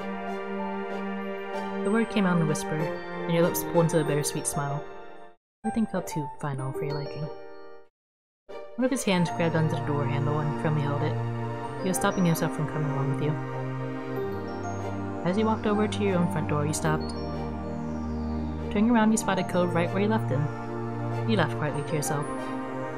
For a small pause, you both stared at each other from across the street. You blew him a kiss. Cove reached out like he was catching you off to his side, then he curled his fist to his chest, holding the kiss close. He was curled into a beaming smile. Things couldn't be dragged out any longer. After one more shared smell, you opened your door and went inside, shutting it behind you. A few steps in, you saw your family gathered in the living room. You were so busy unpacking and cleaning. You had the things you brought into the pile on the kitchen counter. Mom stood up, rubbing her eyes a bit. She yawned loudly. I'm forced. How about we finish the rest of the chores tomorrow? Yes, honestly, it's too late for this. Thanks. Please, thank you. Mom put her hands on her hips and turned to assess the room. Mom was not one who liked to leave a mess about, but she sighed. All right. I suppose we can make an exception to the usual rule. It's really been a long day. Liz grinned contentedly. Lee wasted no time stepping over to you and hooked you into a side hug. Good night. I had the loveliest of dreams, if you know who. Lee ended that sentence with a wink and a hearty laugh to let you go.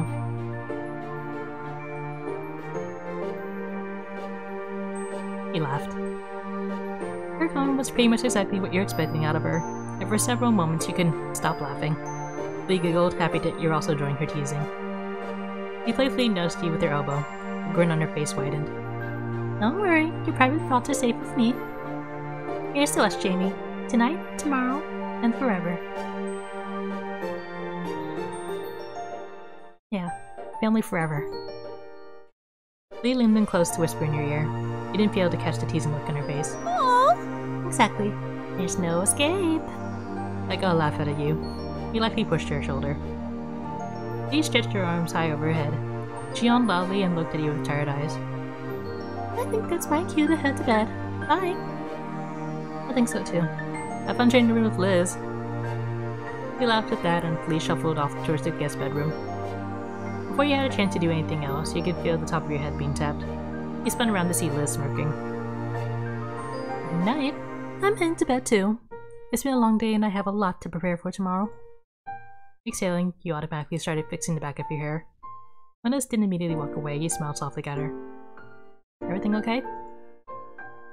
Her gaze moved away and you knew she had more to say. You waited patiently for Liz to compose her thoughts. It's been a good summer. It's nice to come back home. You nodded and Liz gave you a teasing nudge as you went by. Immediately you turned and watched her go.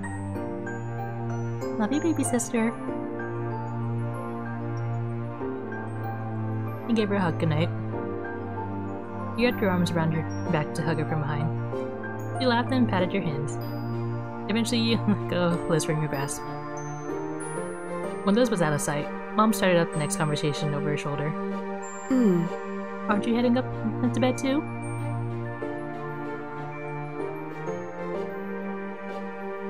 I want to finish getting everything cleaned up. What? What? Are you sure? You can wait. Glancing around the room a moment, this disarray made you feel a bit twitchy. I had a feeling that you'd sleep sounder if you took your time cleaning before bed. Yeah. Ma came over too, smiling understandingly. He pulled him into a big hug. Love you. Alright, you do what you need to. Love you. When you were done hugging Ma, Mom pulled you into another hug. Your actions basically handing you off to the other, with you laughing jovially. I love you. I love you so much.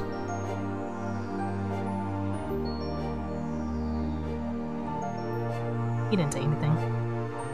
Your smile widened as you studied your moms a moment. They had done so much for you, and you were just so grateful to be a part of their family. Good night, kiddo. Sleep tight. Good night, sweetie. Night. After that, your moms headed off towards their bedroom down the hall. You're about to turn the other direction when you heard your mom's voice. And don't let the bed bugs bite! You heard Ma chuckling as you watched them go with a smile. It was a while later when you were finished putting everything away. You didn't rush the process at all. Your sleeping hours may have been cut into, but you felt so much better getting this done. You sighed contentedly, gazing at the organized living room and kitchen. Before you could take a well-earned break on the couch, something out the window caught your eye. Your feet brought you right in front of the large window spanning the length of the back wall. You stared onto the hills behind your house. As if on cue, your phone came on, alerting you of a new notification. It was Cove. Want to hang out on the hill tonight? Something inside told you that this was the right kind of night to take a trip out there. You sent him back a very quick message. Yeah. You went over to the front door and, stepping over the threshold, you gave the living room one last glance over your shoulder. Then you shut the door behind you. Silently, you made your way to the Poppy Hill. With lights dust in the dark, you walk across the hills behind your house. Up ahead at the very top, silhouetted beneath the night sky, was a familiar figure already waiting there. Smiling, you wondered just how he always got there first. He even had the advantage of living closer. And again, and maybe it was only in your mind, but somehow, Cove was intrinsically linked with this place. After all these years, it would be weird to scan this horizon and not find him there, as he rears to the shore without the sea. The distance between you was growing shorter by the second. Hearing the grass and earth crunch under your feet, Cove turned. A grin spread over his face as he saw you. You took your place standing behind him on the crest of Poppy Hill, looking out over the ocean. Same as you'd done countless times since he first arrived, and you found him on this very same spot. Jamie. You had officially broken the silence, the spell that had held you up in place. You looked at him expectantly. There's something I've always kind of wondered about. He cocked his head, giving you a sidelong glance. What did you think about when we met? I was just a kid you'd never seen before, bawling his eyes out on the hill next to your house. He chuckled, his eyes drifting towards the sea beyond before flicking back to you. The way his gaze pulled back to you made it clear that he was genuinely invested in the topic. Luckily for him, you remembered what initially struck you in that moment. It was as if it only happened yesterday. Well, I remember noticing the neon pink cast you had to wear that summer. Cove burst into genuine laughter at your reply. I guess that's fair. It did kind of stand out. Sighing a bit, you continued to reminisce about that first meeting. I also remember feeling bad about what was happening. I remember that too. You ran a hand through his hair, and you knew his line of questioning wasn't ended, even before he spoke again. I mean... Do you remember what you thought about me? You know, as a person? Was I annoying, or mean, or...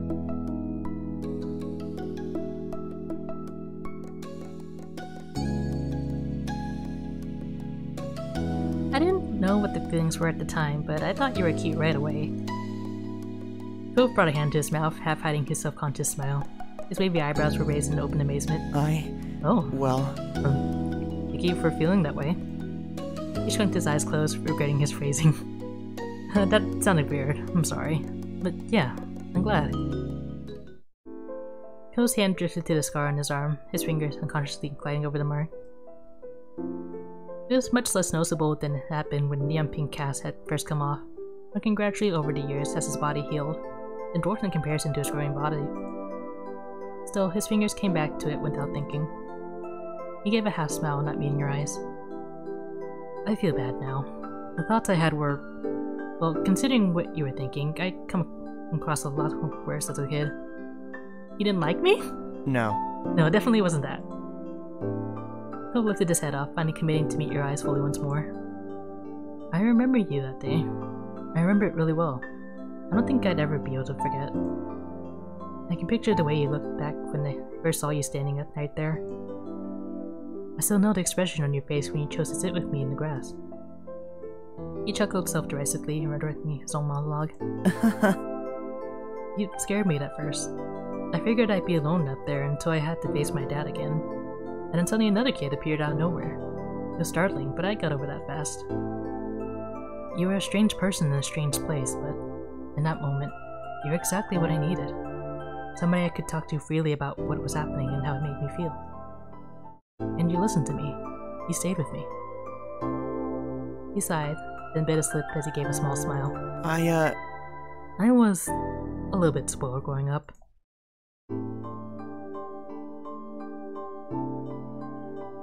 He let him continue. He looked off again, seeking clarity for his thoughts in the expanse of the night sky. What I'm trying to say is, when I was younger, I viewed myself basically as the center of the universe. I didn't even imagine it was like that. I mean... Things didn't simply happen. That'd be weird according to my little kid brain. It made far more sense that everything in my life had a specific connection to me, somehow, right? He saw the affirmation in you, baby brows raised as he tried to explain his childlike logic. So at the time, you felt almost unreal. Like, you weren't just anyone. Some other kid who happened to live in that neighborhood with your own whole life that wasn't connected to Cove Holden. No, to me, you were there so that you could find me when I was lost. I kind of expected it all to vanish like a dream when that night was over. I would wake up and everything would be the same again. That's... I'd be back in my bed at home, my real home, with both my parents. The future was something I couldn't picture anymore. I didn't know what school would be like when I went back, or the table where I'd eat breakfast the next morning, or anything. And if I couldn't imagine it, how could I think it was something actually happening? I couldn't grasp my new reality. It was too big for me to hold all at once. So I never thought I'd see you again. Then Cove beamed at you, his eyes shining bright. And I never ever would have been able to guess that 10 years later, when I was a grown-up, the two of us would still be together. It's hard to believe it's been so long. Yeah. But the smile faded from his face as his eyebrows drew together. That was the worst day of my life at the time. The day my family broke apart. It was too heavy for me to even think about. I felt that way for I don't know how long. He held a hand over his heart, connecting with the pain he felt as a child, and looked at you earnestly. It's okay. But that was never really true. Things have only gotten better with me, and with Dad and Mom. It was the change we all needed. His eyes were growing misty. So, when I remember that night and time right now, it's not the point that my life was over. It was only the moment that I met the woman I was going to be with. And I was crying to a stranger over what I thought I'd lost. I didn't have any idea that she would be the one thing in the world that I actually wouldn't be able to live without. So wonderful. Only for you, really.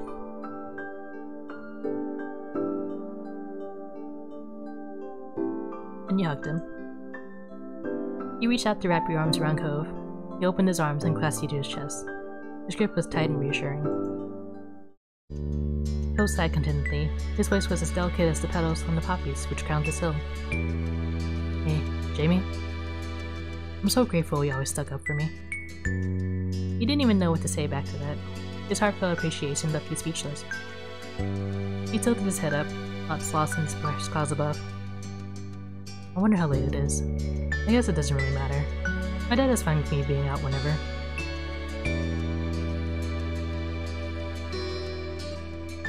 You wanted to make sure you messaged your mom about what was going on. You brought your phone out just long enough to shoot off a text. You wouldn't see it anytime soon, but they'd be in the loop once they were up. Are you gonna lay in the grass now? Wow, how'd you know? I just thought you might want to. With a chuckle, Clove flopped down on the ground and laid on his back. His usual way of spending time there.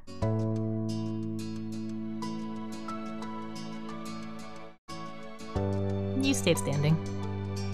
You stood by close enough to continue speaking, but you didn't want to get on the ground. Cove padded up at you from his place in the grass and reached his arms out toward you. Spoiled.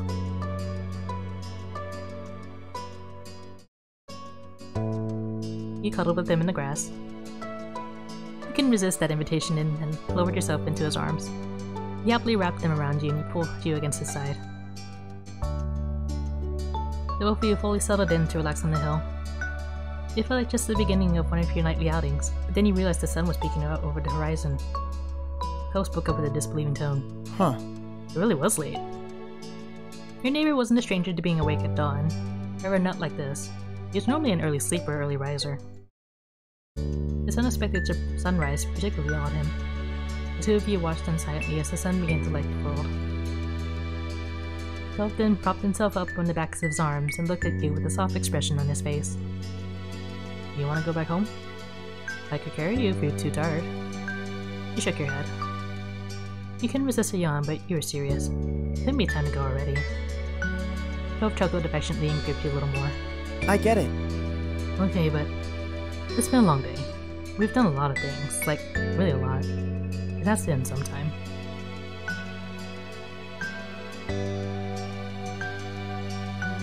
Does it really have to end? Yeah. I don't think there's anything either of us can do about that one. But we can stay if you want to. Cove smiled brightly at you, as warm as the new rays of sun that were trickling your skin. In that moment, you couldn't appreciate him being there more.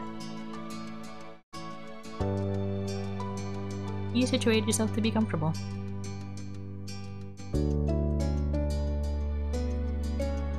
And didn't say anything more. Good night. The two of you remained together in that familiar poppy hill where you first been until the world began to fade and blur. You were falling asleep. A few more gentle words drift into your consciousness. See you tomorrow. Eyelids dipped, but you felt good. You were safe and relaxed. Everything that had come before this had reassured you of that. You were confident that when you opened them again, that things would be okay.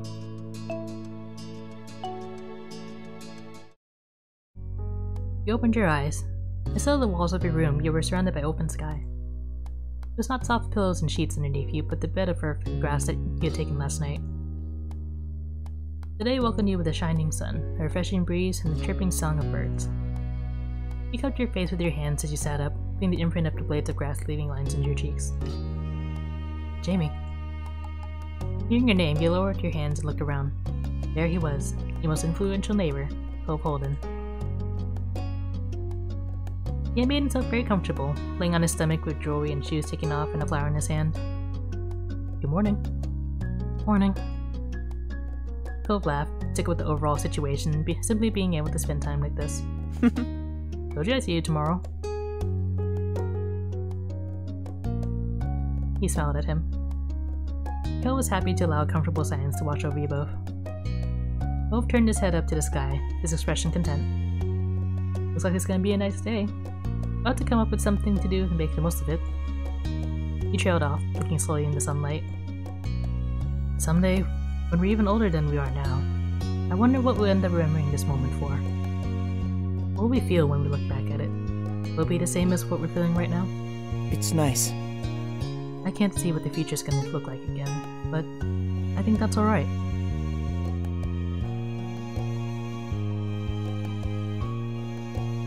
You're way too sentimental. Cove smiled quickly, patting you over his shoulder. You already knew that. Yeah, I did. It never ceases to amaze me just how sentimental you are. He laughed, taking your teasing in stride. Well, you should get used to it. That's one thing that isn't going to be changing. He eyed the hills sprawling out before you and down below, where the wild hill and nature gave way to civilization. Your home and Cove's lay down at the bottom, neatly filed among the other houses in the neighborhood. Cove said nothing, but fixed you with a deliberate and meaningful look. And as much as I like it here, it's okay if we leave now. We can always come back to see the poppies and the fireflies again, right? Cove met your eyes, waiting for what you were going to say in response.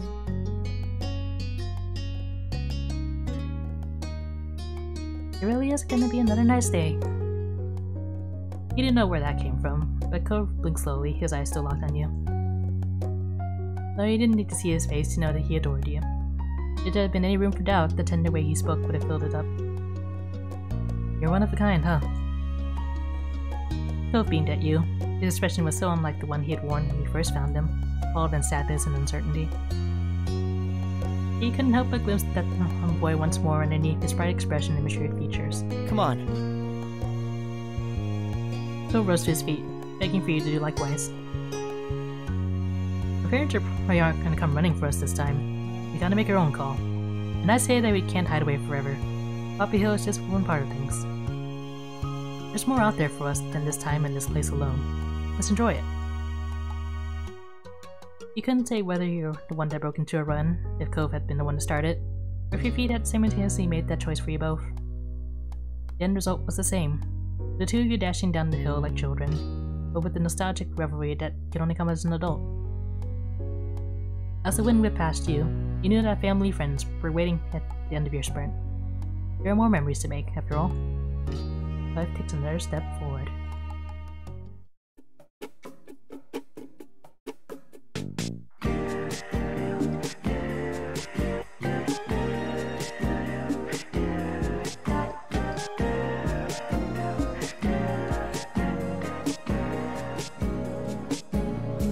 I wake up to the colors in the sky. The day is new, the sun is bright. Like a gentle breeze, I feel at peace, I feel at ease. And I hear the birds all sing their songs. I wanna sing along, and like the ocean flows, I'll see where I can go. Winter, spring, summer, fall, I've seen them change, I felt them all. No matter how the seasons change, I love the sun, the snow, the rain. Our life will change.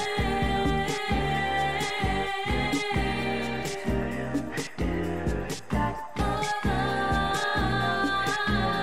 lives will change.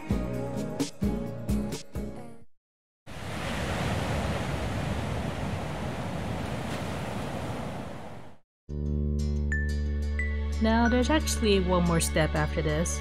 Step 4 is a little epilogue. But that's all the time we have for this stream today, so we're gonna go through it next time. I'll see you tomorrow. Or next time.